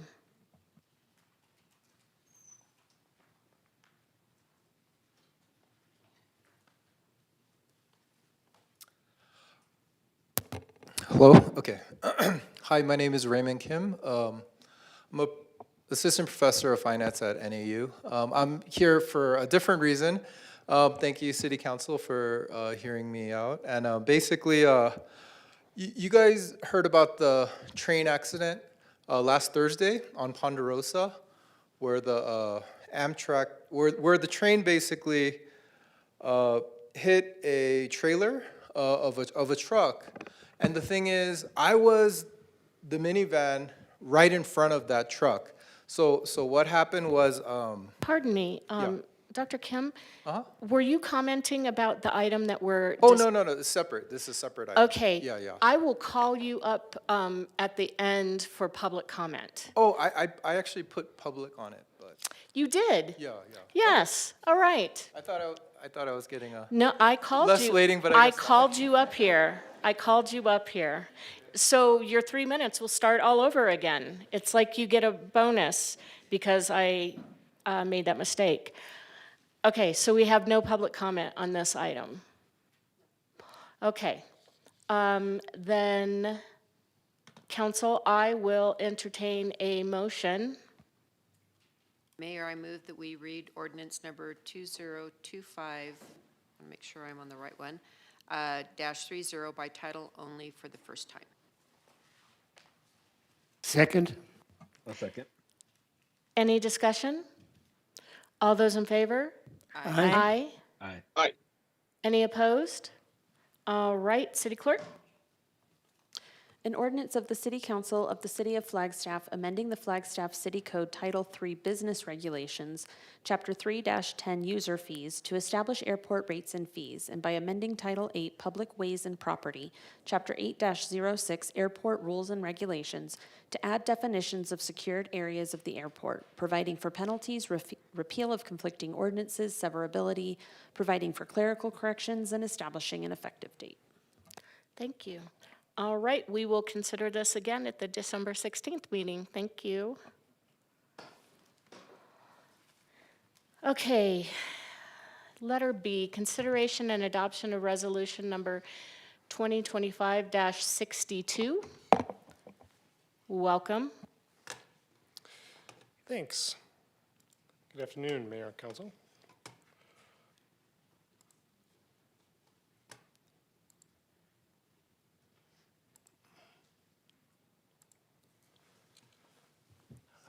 Good afternoon, Robert Wallace, Open Space Supervisor for the city. It's good to be here.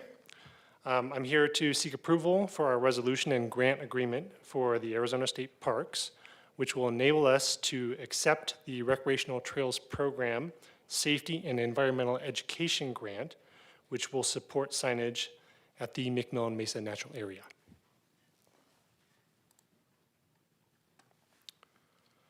The open space section's directives include managing our community's open space, planning for connectivity and distribution, and providing recreational and educational opportunities.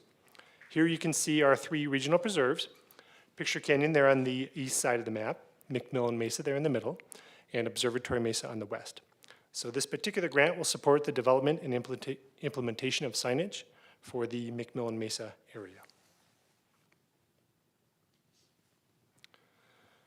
This grant will contribute just under $10,000 for signage and supports our efforts to engage the community members, to also promote stewardship and provide basic amenities to support outdoor open space opportunities. In entering into this agreement, the city will be expected to contribute just under $1,200 in in-kind match, and will complete the usual status reports and project objectives. And our in-kind match will come from staff time. And our objectives include the installation of 5 welcome kiosks at the main entry points to the natural area, and 4 interpretive signs along the trail.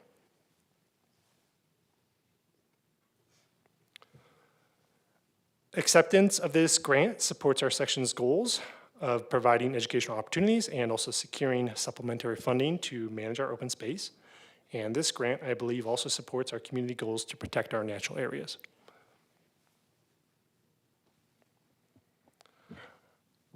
If you have any questions, I'm happy to address them. Otherwise, I look forward to moving this project forward. Thanks. Thank you. Councilmember House. Thank you very much. Thank you, Mr. Wallace, for the presentation. Very excited about this potential for this area and bringing this updated signage.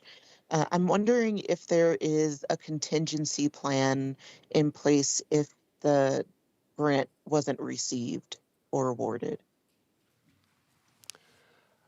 We applied for this grant a number of years ago from the state parks, and we've been waiting for the approval of this grant.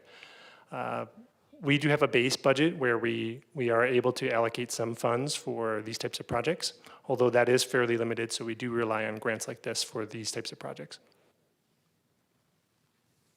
Wonderful, thank you. Vice Mayor. Thank you, and thank you for bringing this tonight. I do have a question On the design of the kiosks and signs, will they include ADA accessible features to ensure equitable access? Yeah, the signage will meet the foot standards for signage that we use elsewhere in the city, so font that's accessible and whatnot. And the interpretive signs are low enough to be read from like a seated position. The kiosk signs are the kind of standard 5 to 6 feet tall to like a 3-foot level. So they are fairly large and good sized font.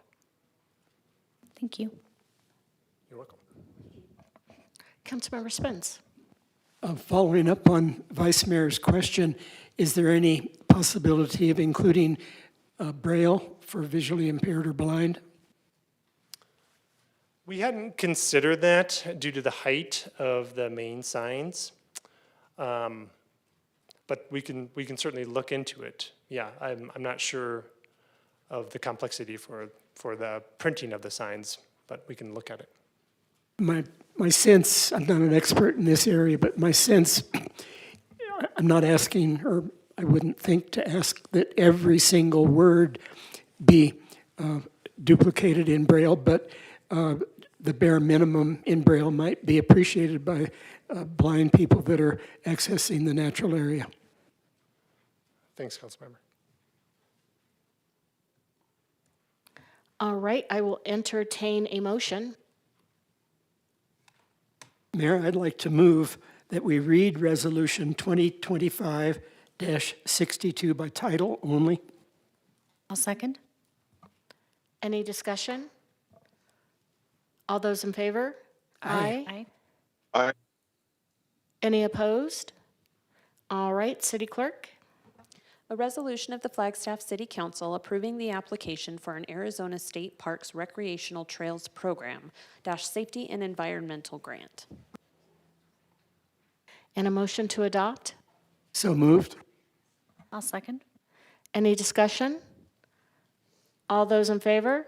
Aye. Aye. Any opposed? A motion to approve the grant agreement?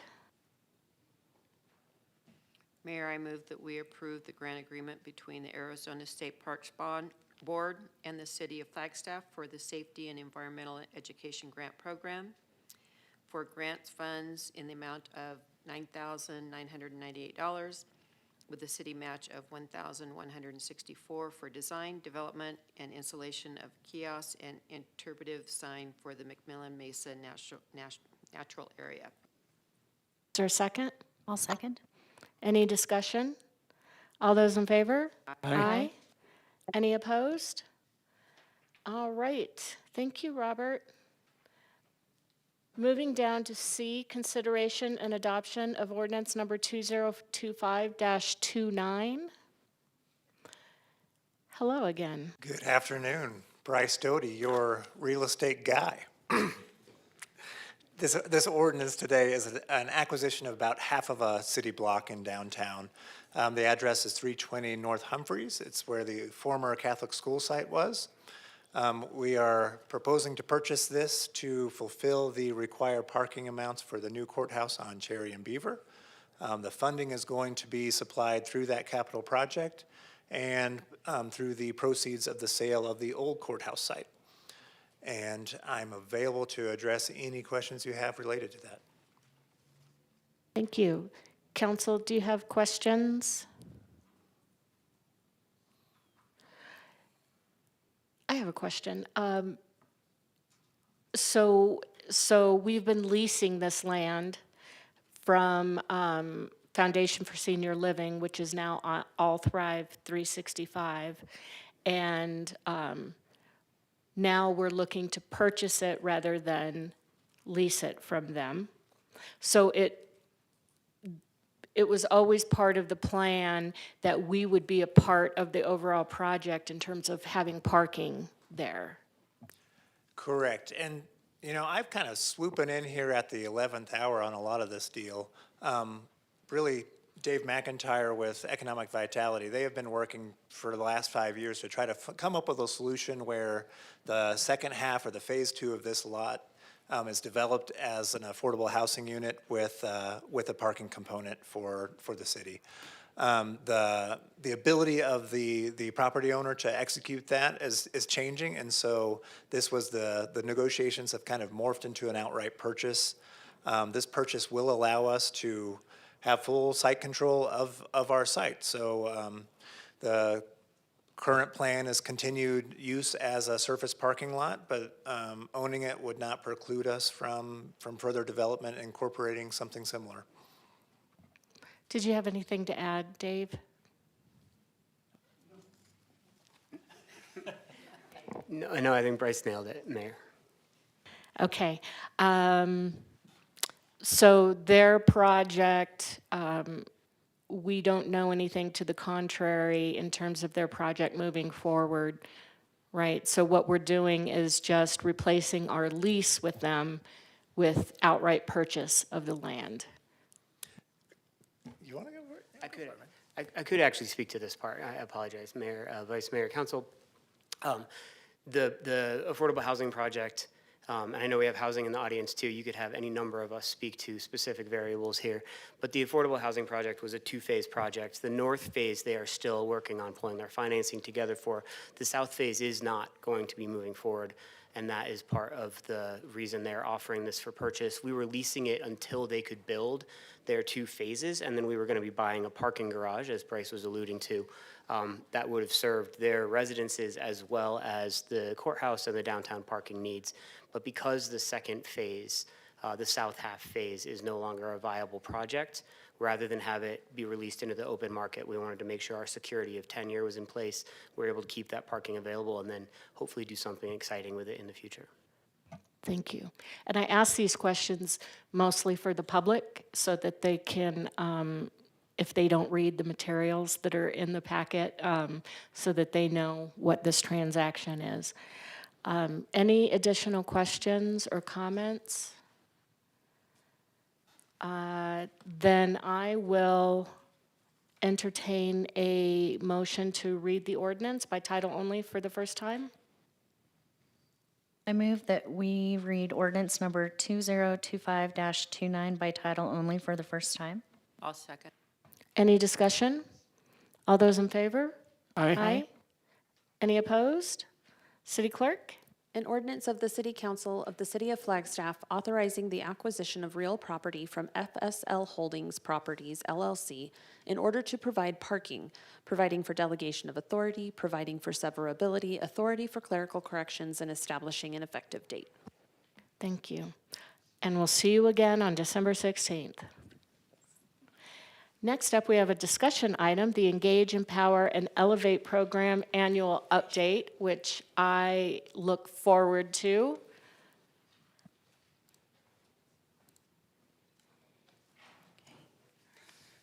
Good evening. Well, it's going to be dark soon, so good evening, Mayor, Vice Mayor, council members, and community members online and those in the room. My name is Stephen Thompson, and I serve as a manager within the City of Flagstaff Sustainability Division, and I'm joined this evening by Pam Jensen, the Executive Director of the Community Assistance Teams of Flagstaff, or CATS, and we are here to share an annual update on the Engage, Empower, and Elevate, or the E3 program.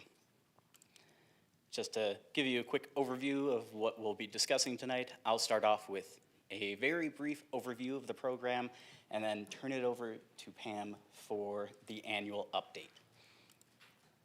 So a little bit of background about this program, and there's some really good information on this slide, but I want to start off with the inspiration for developing this program to begin with. It started with an unsheltered community member who began volunteering with the Sustainability Office.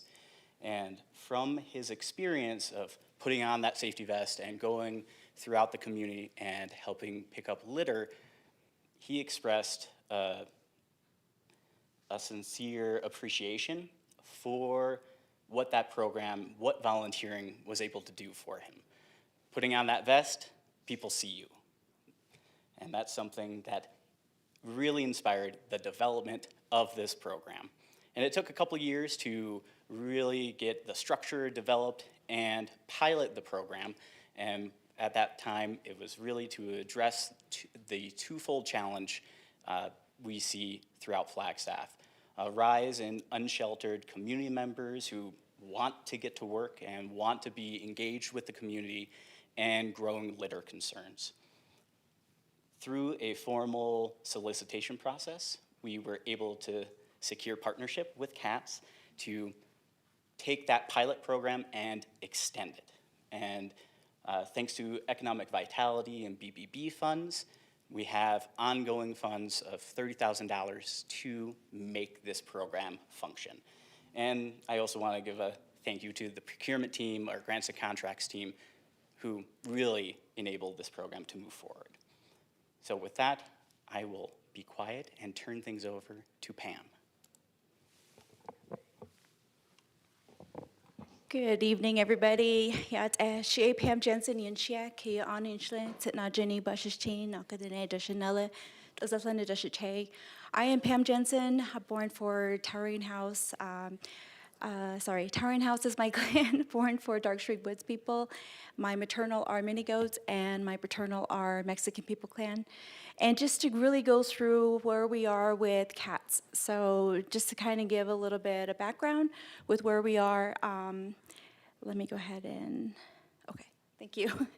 All right, so we start off with cats. Our mission here is just really just to encourage the important parts of why we function the way we do. Our organization is focused on the net term. That word in itself really just embodies the important parts of how we relate to everybody. We treat everybody as relatives. We take care of our community in that way. So if, as far as like how we take time to listen to our folks and meet with them, this is a lot of where the mission comes from, like just helping our community in that manner. All right, and this slide just really goes over some numbers as far as like stats and where we are in the community in general overall, like where we are with homelessness and what's happening within our how our folks are facing these situations. And I won't go through this whole thing together, but in the end, we're just really trying to address what is out there happening nationally with our unsheltered. Next slide.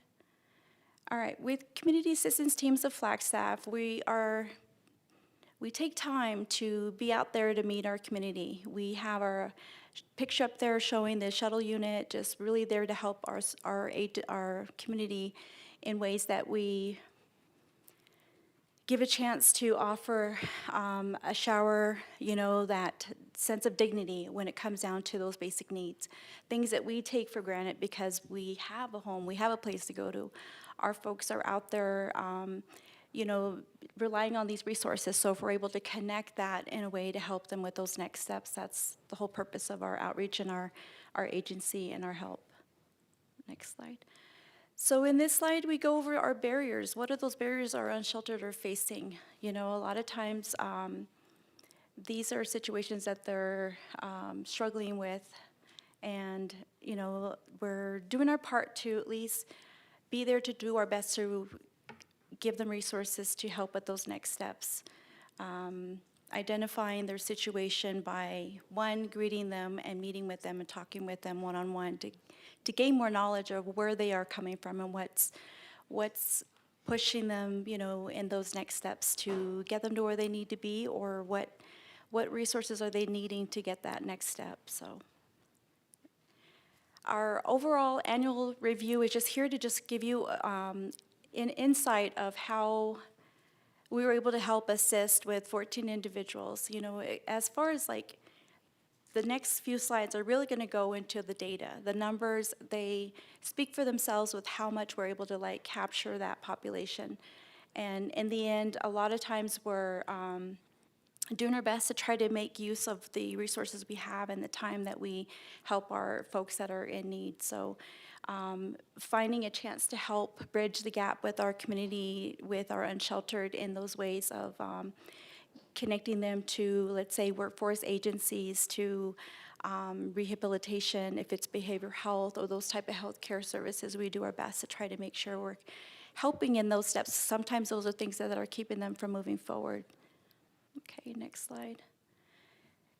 in these areas that we were able to assist, these are, four of the main areas that kind of like stand out. And, a lot of times we're in this state where we're just trying to find a chance to like get those,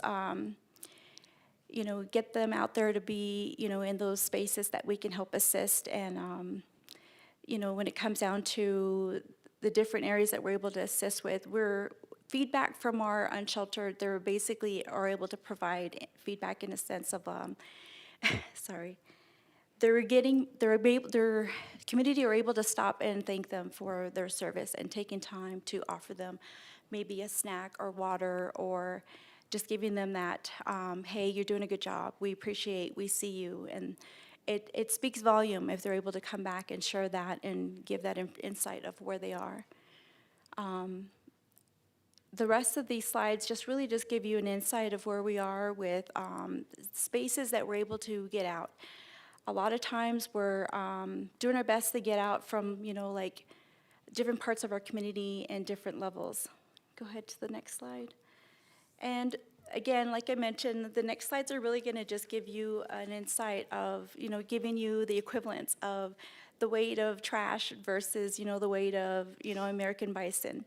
Where we are with the trash that we pick up in these spaces. So if you see the higher numbers are going to be on the graph there on the left that just reflect, where when we're getting out there in the community, we're able to like capture these numbers on a daily, and that helps us to like then put together this, data for you. So if this kind of helps to give you an insight visually where we are.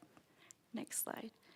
All right, again, with the data for August, this is the map of areas that we're actually, our foot track of where we're our unsheltered are taking time to help. We're covering quite a bit of our bases in the community. If you see that we're extending from all the way out past Aquaplex to even down to Bushmaster Park, and in these different spaces, they're able to like, just really get out there in the community. Go ahead, next slide. And then again, just giving you a number of where we are with, when it comes down to like 6 whole pickup trucks of trash, just trying to give you a visual of what we are working with. And again, there's a map that kind of just maps it out to show you where we are and times that we take this opportunity. So this is in the fall, so we're dealing with, areas that are going to get more wind blown in those spaces to bike routes that you're seeing a lot more of the population, and taking them all the way out to St. Mary's Cafe area and then having them come towards the mall. Those type of things are, gets pretty trashy in that area, so in ways that we could try to be more present. And if anything, a lot of our folks that are out there doing the work, they're the ones that first inform me when they're saying, hey, there's more trash in this space that I've seen, and when we last picked up, it looks like there's more buildup. Let's kind of touch in those areas. So we're able to like come together and collaborate and find ways that we can help assist with that. All right. And again, our awesome little graphics there. Go ahead, next slide. And again, every week that we're getting time to do a lot of this work, we're taking in consideration that these folks are finding those next steps. If it's coming down to, getting a driver's license, what are those struggles that they're facing? How do this little bit of funding help put money in their pocket that they can go out there and obtain those things that they're lacking. We've had testimony stories from our individuals that are, getting into a halfway house or those next steps due to, substance or mental illness, or even being able to obtain that medication because financially things change, right? So we're able to help assist in those ways to know that they're connecting those next steps that they need. And a lot of times it's just sitting down and having those conversations to say, what is keeping you from moving forward? What are things that we could do differently to help assist, with that process. So next slide. And then we get into a little bit warmer weather. Again, we might be dealing with some snow, but the lower numbers, sometimes we're short-staffed. Maybe sometimes some folks are running to an appointment, so we're just trying to make up with the folks that are available to us when they're assisting. And again, the imagery, hopefully that kind of sheds light on where we are with the amount of trash that we do pick up in the community. So with this, our participants are really facing those struggles with not being able to be seen, like what was mentioned by Stephen here about putting on that vest. It does make a difference when they're able to be acknowledged and seen in that way that they're giving back. Because majority of the time, they're already looked down on, or they're not even seeing someone face to face with those things. So again, we're able to get out there and be in different parts of our neighborhood that we're assisting. A lot of times we're just trying to find spaces that that maybe, again, these spaces that we're attending to are going to be public spots. Like we can't go into, let's say Walmart, for an example. We're not able to have the folks go onto the property. They have certain regulations that we want to follow. So staying in city public spaces, meaning the sidewalk, areas that they can venture out and be able to assist in these spaces. All right, there again, just our data. In May, we took a change in, we end up having, we lost a driver. So with this, you can see kind of a lot of the dots kind of sitting in one space. That right there is reflecting that we had to improvise, right? If we don't have a driver, then we're taking those next steps to make sure that we're venturing out from the office and getting out to the community in different spaces. One day they're heading east, next day they're heading north, so we're getting creative with what we can and making sure that we're able to assist in those processes. All right. Again, there's the equivalence in what we're seeing visually in the amount of trash that we're picking up. And again, the numbers in the summer are going to be greater, right? You got more folks out there, out on the trails, out at the park, out in the community, bike riding, commuting. You get a lot more of that here in Flagstaff, so we're able to we see more trash along with that process. So with that, okay. All right, and in this slide, we're even improvising on, work smarter than harder. So we have our folks even go up to Gemini Drive and come down the hill, then up the hill. Just different ways to just give them that time and credit, and then getting out there, making sure they have plenty of water, that they're staying hydrated. Sometimes they make this route even more accessible where they're stopping at the food kitchen for lunch to get something to eat and then head out. So try to be mindful of that because I know that's a need for them. And if we're able to at least provide snacks and lunch, we do our best to try to help with that. All right, and I believe this is the last slide for the data. And again, this is just, showing how numbers are greater when it comes down to the litter we're picking up and the recycle. We really do our best to make sure we're keeping track of those numbers. It just helps us to, one, take care of our community in a good way and be mindful of those important things that we're separating those things. And, they're really good about informing each other and communicating and making sure that we're keeping up with that. So next slide. All right, so this one again, we're really just expanding in different parts of our community. The colors just kind of separate different parts of the times that we did go out and take time to touch on those areas that are highlighted there. All right, to recap, with this, we're really just trying to make time for these individuals in different ways. A lot of our work that, when it comes down to sitting and making time to hear out their stories and their situations, they'll come with different backgrounds, and however we could help assist with that, that's been our mission and what we're doing. And these individuals, these participants, our relatives here, they're there receiving help, but at the same time, they're also providing the help, and it gives them that sense of dignity when we're out there doing the work. And my biggest thing is just making sure we connect them with resources that can really get them going with what they're lacking. This financial stability comes in so many different ways that it's teaching them to save money.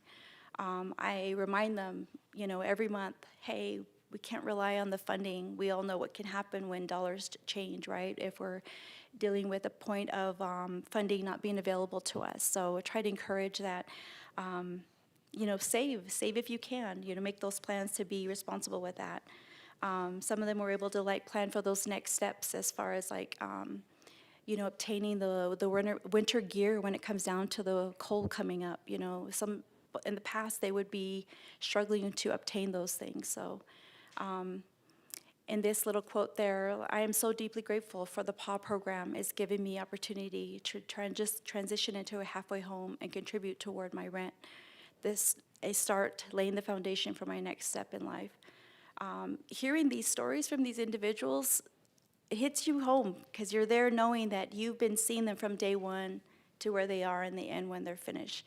So, we were able to gain this, their time, their story, their situations in a good way. And I share these situations during our board meetings so that way they're understanding of where we are with our folks that are struggling out there. A lot of times it's where our relatives are facing substance abuse or mental illness, and how do we bridge that gap for them with those resources? So our connections with our partners, we have Sonora Prevention that helps assist with, harm reduction. We have NACA there with behavioral health and the clinic there. So I really tap into a lot of our partners in a way that we are to give that warm handoff so that way they understand that, going in that door is always the biggest struggle. That's the first thing they tell me is like, I'm not welcome in that space. How do I feel a lot more safer to go in that space? So sitting there making a call with them maybe helps. And if not, then getting them to the right people with a referral. Sometimes that referral feels a little bit more intimidating, but if it comes down to time that we have, that we're able to walk them through that door with them. So, again, it's those barriers that they're facing. What does that struggle look like, and how do we help assist with that? Okay, next slide.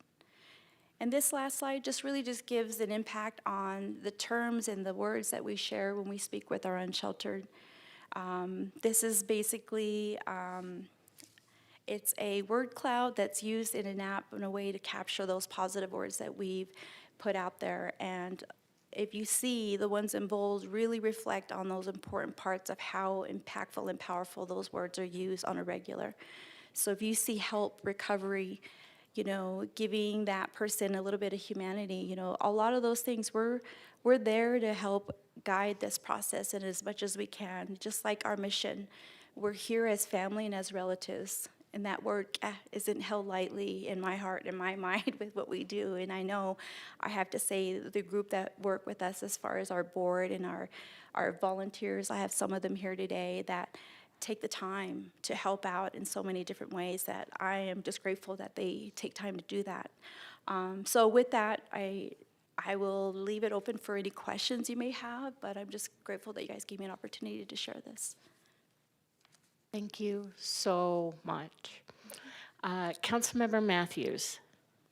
Thank you, Mayor. Thank you for this update.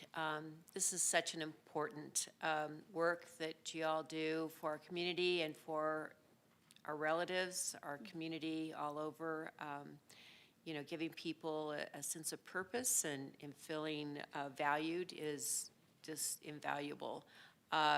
So I just really, it warms my heart to hear just the work that you're doing out there and the people that you're involving and stuff. And I appreciate some of the volunteers that are here. I see Daryl over there.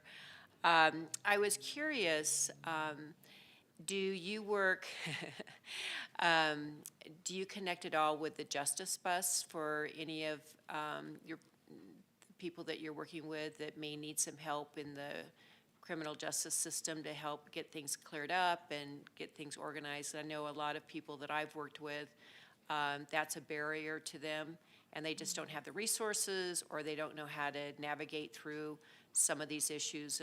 And I know that the Justice Bus is out there expunging warrants and felonies and stuff, and it just really helps them feel like they can get ahead of stuff.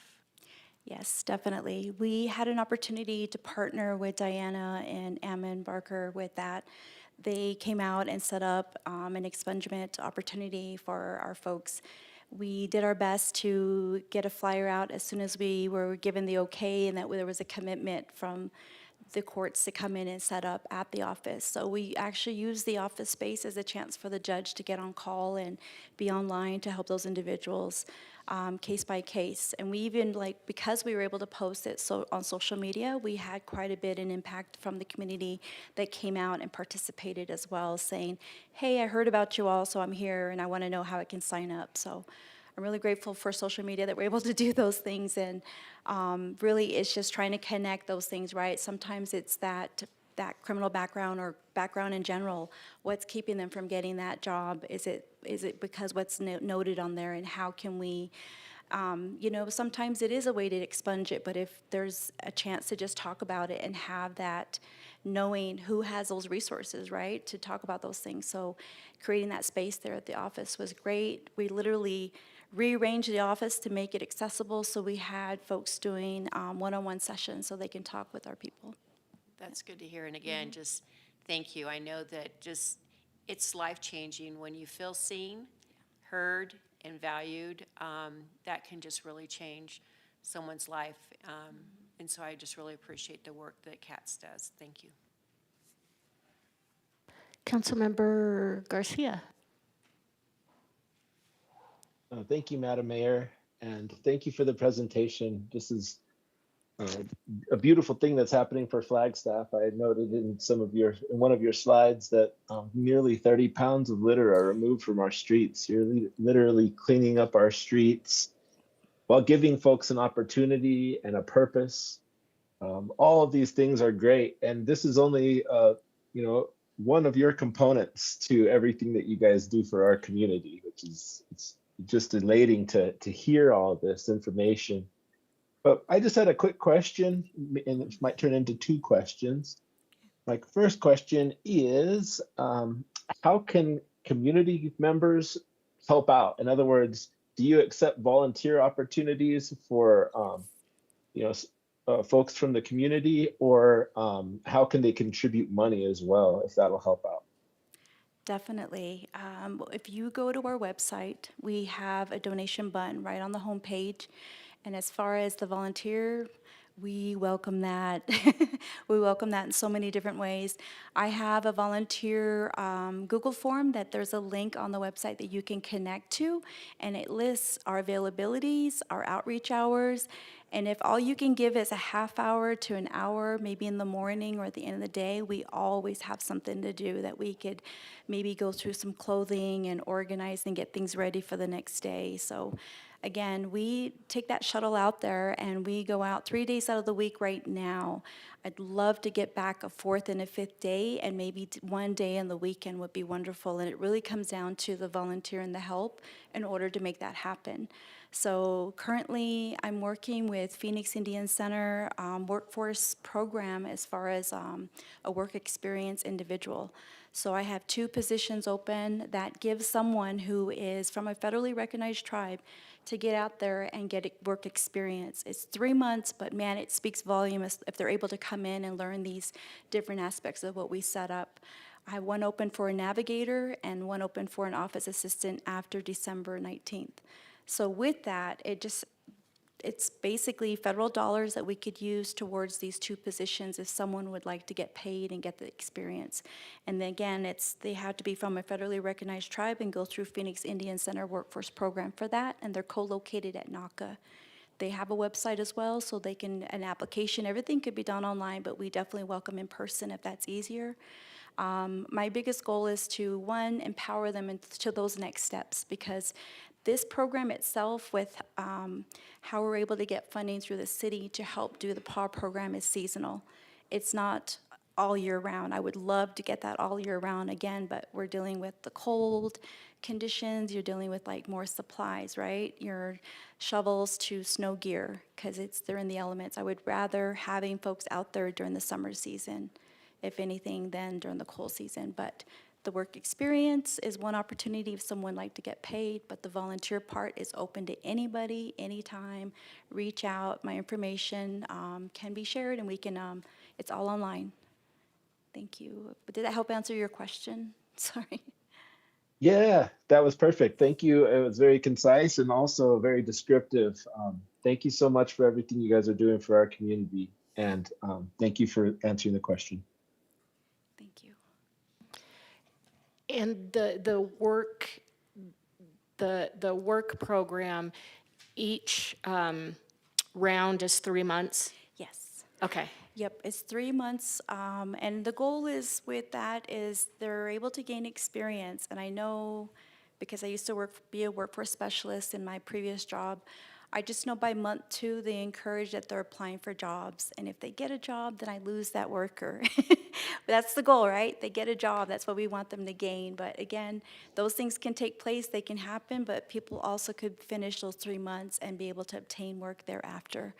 The goal is that the experience happens and then they're able to get a full-time job when they're done, because now they can update their resume.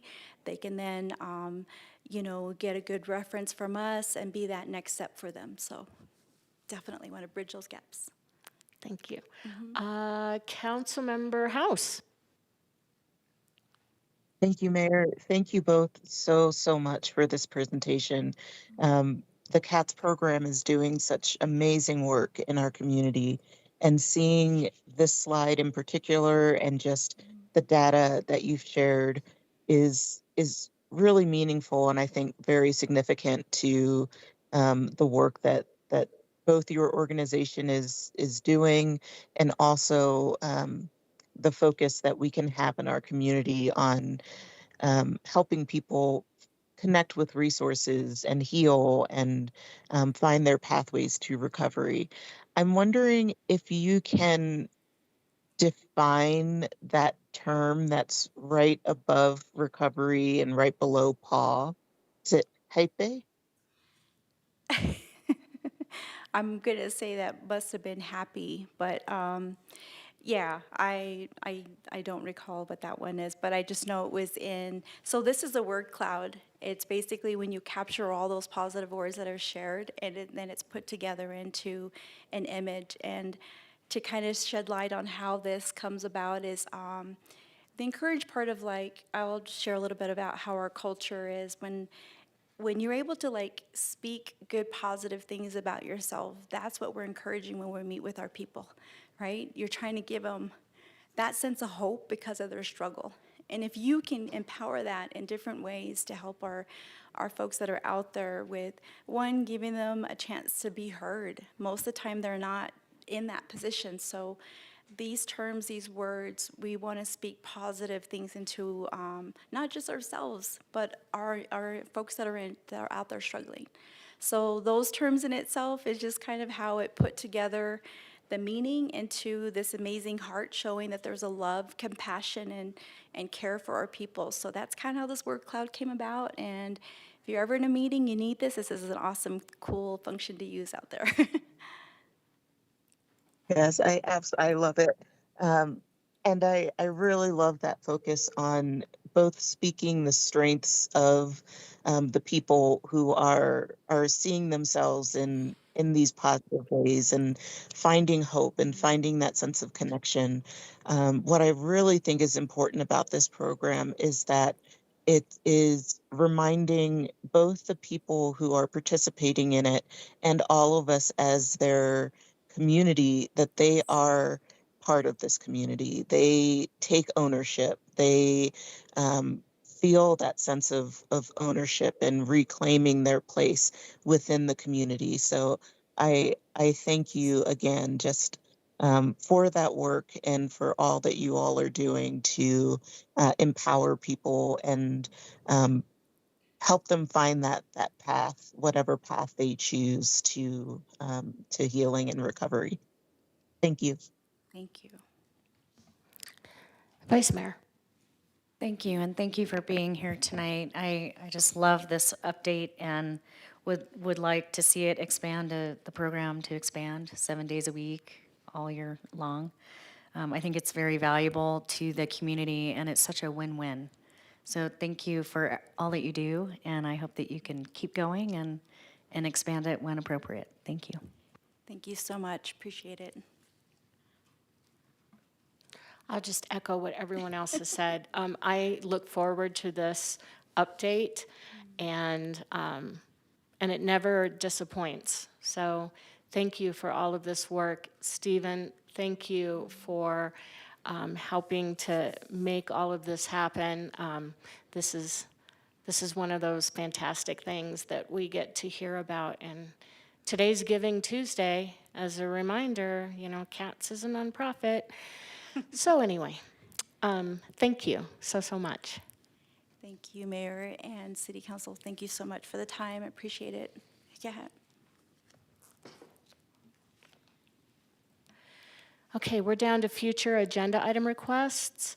We have a fair from Councilmember House to place on a future agenda a discussion to consider exploring a resolution to become a recovery-ready community. Councilmember House, and this is the meeting where we're just looking for 3 thumbs up to move this forward. So Councilmember House, do you want to share with us what you're thinking? Yes, thank you, Mayor. I am very grateful that this was brought onto this agenda in particular, just because of some of the conversations that we've had this evening, especially in light of the conversation we just had with CATS. What I am encouraging us to do is to consider passing a resolution to become a recovery-ready community. Recovery-ready communities are communities where systems, services, and environments are really intentionally designed to support people and families who are in recovery from mental health and substance use challenges and conditions. They support the reduction of stigma. They expand access to recovery supports, and they foster long-term wellness and inclusive environments. This is a fiscally responsible and economically sound way to support people in our community by strengthening recovery efforts throughout our community and in our systems, reducing strains on emergency services, supporting stability for families and relatives in our community, and strengthening our local workforce. And this isn't an effort that is completely starting from scratch. This is an effort that is building upon the work that's already happening with some of our incredible partners within the community, from Flagstaff Shelter Services to the Guidance Center, NACA and CATS, and the Coconino Crisis Management System, and many others. This is, in my mind, a resolution that allows us to lift up and empower and coordinate with these existing providers so that efforts are aligned, they become more efficient, and it becomes sustainable. And most importantly, I think it's something that advances our mission and vision to be a healthy, connected, and resilient community. This is not a way to just sign on to something that is just words without action. It's an opportunity for us to really put our mission and vision for our community into practice. And just in closing on this, I'd like to also thank again Deputy City Manager Shannon Anderson for her help in bringing this forward and connecting with some local community groups who have been hoping for this type of support for some time. And also conversations that I've had with other groups that are really passionate about seeing us take this step and move in this sort of direction. So with that, I will turn it back over to you, Mayor. Thank you. Great. Do we have 2 other thumbs up? We have a bunch of thumbs up. So we will put that on a future. Do we need that characterized in the minutes, how many thumbs it was, or it was more than 2? Okay, Anthony put both of his up. Okay, well, and I made the assumption that Councilmember House had her thumb up. Okay, wonderful. So we will put that on a future agenda. Now, we're back down to open call to the public, and Dr. Kim, I so apologize for my error in calling you up earlier.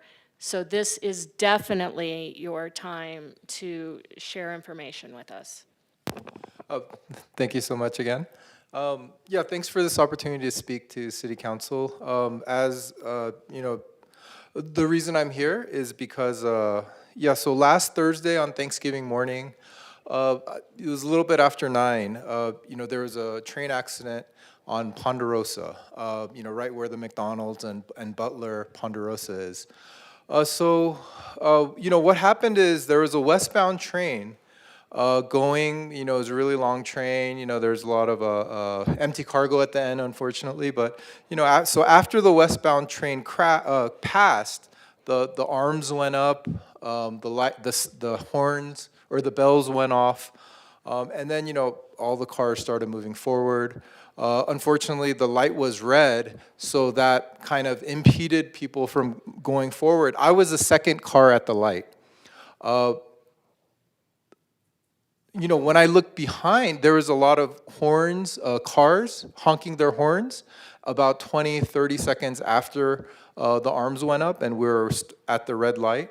And then, so I crawled forward a little bit thinking that, for whatever reason, people are honking their horns. I looked back and the train came and crashed into the trailer. I thought it was an entire car. So I thought like people were definitely, very injured or probably dead.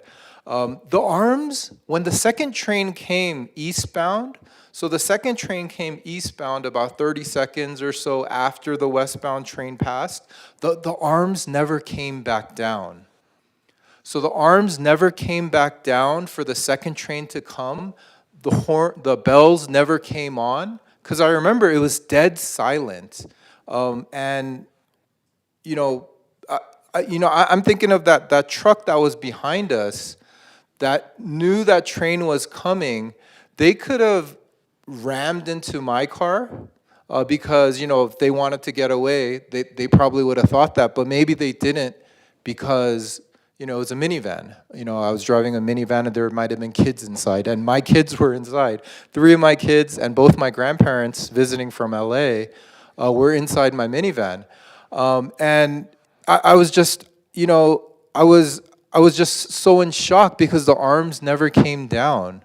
And some of the reports that I read, they never mentioned that. So I'm wondering, like, how, why would a truck with a trailer be able to weave in and out of arms that came down? That's the assumption, but that's actually not what happened. Like, the arms never came down for the second train. And I called BNSF. I asked them. They said, according to their records, the arms came down.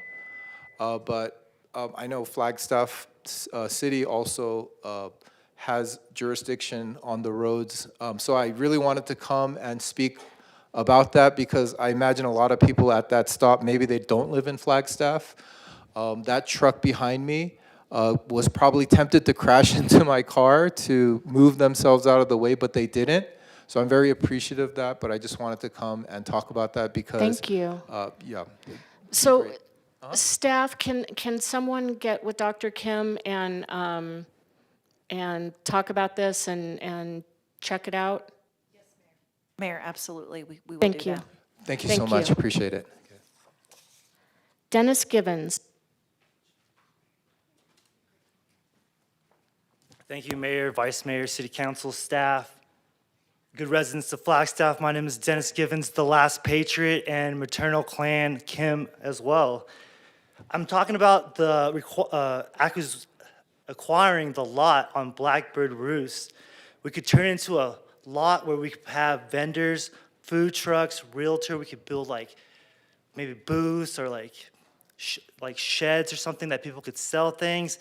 And then at night we could use, this is Dave Spence's ideas from last year's campaign, car or van parking for Flagstaff residents. Because I know that there's people in our city living in their cars and their vans. I actually heard about this one guy living in his car and he actually became a public official one day. So, we need hope for these people living on the streets. And it's also next to cats.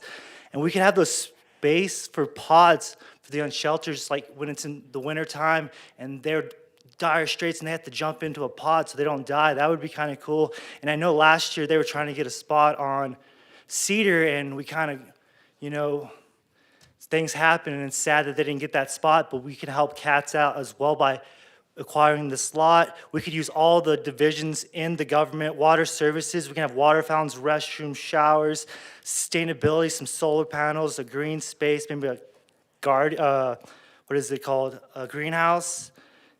Pros, we can have a park, restrooms, picnic tables, shower, so public works, trash, recycling, police close by on site. We can work with the police to make sure it's safe, have firemen come in there, make sure it's fire code approved, emergency medical services on site or close by. We can buy the property, and if my pipe dream doesn't work out, we could always sell it later by fixing it up and making some revenue off of that. I'm sure it will gain value. And we could buy it for cheap because it's been there for 10 years and they're not doing anything with it. So hopefully we can negotiate a good price on that. And I don't know about the law about Flagstaff residents only. We could talk to the city's lawyers. And yeah, we can do study on how many people actually live in their vehicles that are Flagstaff residents. People that probably that have lived here their whole lives and they can't afford to live in a house, so they're living in their vans just to save money. And let's also remember the history of this space. We displaced a lot of Hispanic people, and there are a lot of Hispanic people in our community who are law-abiding citizens who help us out all the time and help our small businesses out, who help take care of us, who got our backs. So let's get their backs. So for Giving Tuesday, this Giving Tuesday, give your compassion, and let's go us always, baby. Woo! Thank you, Mr. Givens.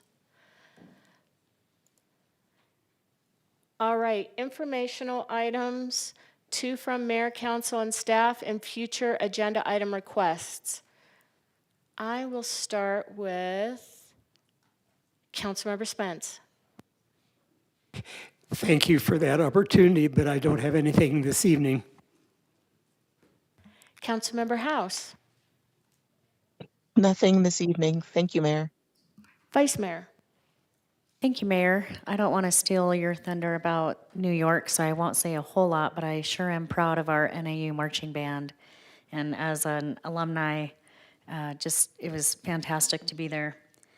Let's see, there's a few events coming up that I want to make sure you all know about. Friday is First Friday Art Walk, and Saturday, Santa Claus is coming to our downtown, so I hope to see you all there for that. And I do want to thank Heidi Hansen and her team for the new downtown decorations. And they did expand the boundaries that the decorations are at. And when I pulled into town from New York, I was just so elated to see how beautiful the downtown looked. It was just very welcoming. I've had people compliment us, and I just wanted to give a thank you for that. Thanks. Councilmember Aslan.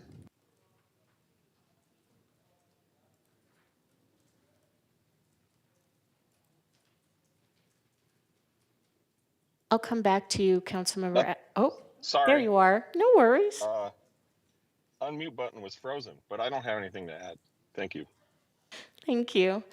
Councilmember Garcia.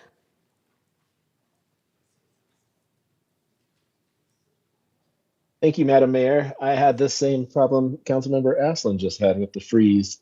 But to kind of piggyback off of Vice Mayor Sweets, a shout out to Santa Claus coming to town on Saturday. It shows here on my calendar that we will be doing the tree lighting at the City Hall at 6 o'clock. So I hope to see the community members there.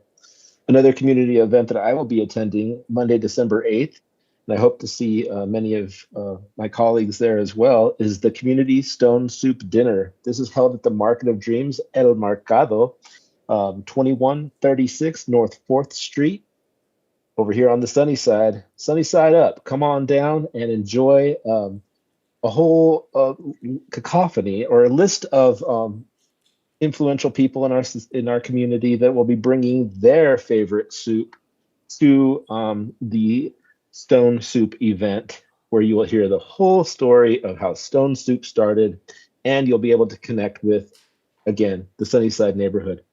Hope to see everyone there Monday, December 8th, 5 p.m. to 8 p.m. at the Market of Dreams. Thank you. Councilmember Matthews. Thank you, Mayor. If you want to continue to feel inspired and feel a sense of hope, Recovery Court's tomorrow in Room E at the courthouse. It's always just an inspiring time to listen to people that are turning their lives around and all their family support. Thursday is the Indigenous Commission meeting at the Aquaplex at 11. And I just want to give a shout out to Lee and Sarah, Mac, Jackson for the Wildcat Sewer Interceptor Water Services Tour. Who would have thought that sewer would be that exciting and interesting? But we are starting a project to increase our sewer pipes to 48 inches, which is pretty dang big. It will accommodate the growth that we're projecting for our city for at least 50 years. I don't think we can get past that too much, and that is in part thanks to some of our sewer rate increases. Much needed, I believe, and I'm looking at Lee, if I say it wrong, we're at 70% capacity, so we do need to expand before we start hitting the top of that. So just getting ahead of the game and development and making sure that we're taking care of our basic core services. So I appreciate the tour and the information, and it was a little chilly, but elk have really shiny teeth. There was a deadwood lane beside him. It's a really pretty teeth, though. So anyway, thank you, Lee, and Sarah for putting it on. Thank you, Councilmember Matthews. Anytime, if you're interested in sewer, we got lots of that. So come on out anytime. And I don't know if you want to talk. No, I won't say the word. But I'm excited. Hopefully next week I get to participate in something real exciting when we bore through some rock. If I'm here, so I'll share that when it happens. So thank you. Yeah. If you'd like to share, that's fine. It's not a secret. I think we'll be able to hear it. I guess Sterling already heard it, but I get to push the button to dynamite the side of the. How did you get that privilege?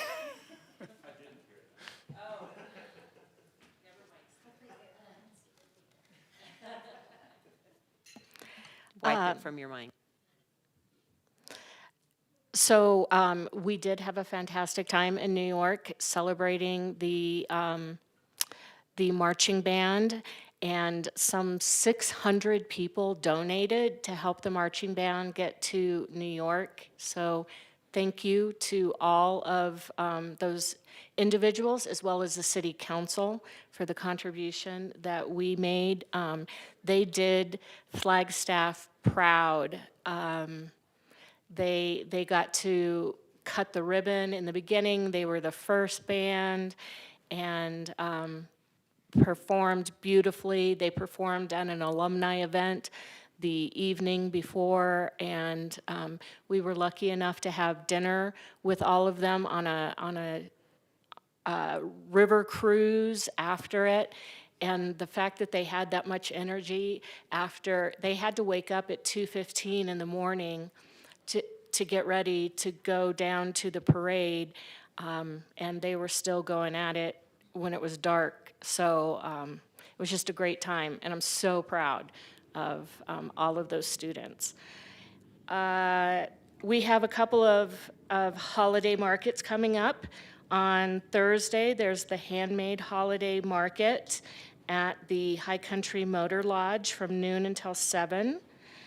And then on this weekend, on the 6th and the 7th, is the Cultural Corridor Winter Markets, and those are 3 markets, one at the Flagstaff Arts and Leadership Academy, one at the Museum of Northern Arizona, and one at the Coconino Center for the Arts. So all of them on Highway 180, which sometimes is called the Cultural Corridor.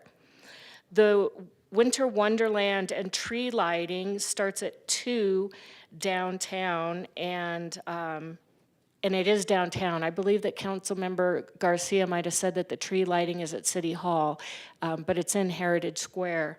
And council members will be meeting at City Hall to climb onto the fire truck to go down for the tree lighting. So hopefully people can join us there. And hold on just a second. There's another winter bazaar. And this one is at Flagstaff High School, and it's the Native American Club, and it's jewelry, food, and drinks on Saturday, December 13th at, let me blow this up, 10 a.m. So Flag High on December 13th. Thank you. City Manager, you have anything? Mayor, just one additional event to add. Next Tuesday is the Home for the Holidays housewarming event for the Lantern. And that's at 10:30 a.m. at the Flagstaff Shelter Services brand-new housing project that we discussed tonight. So I hope you can all join that as well. And I have no other updates. Thank you for remembering to say that. All right, everyone, we are adjourned.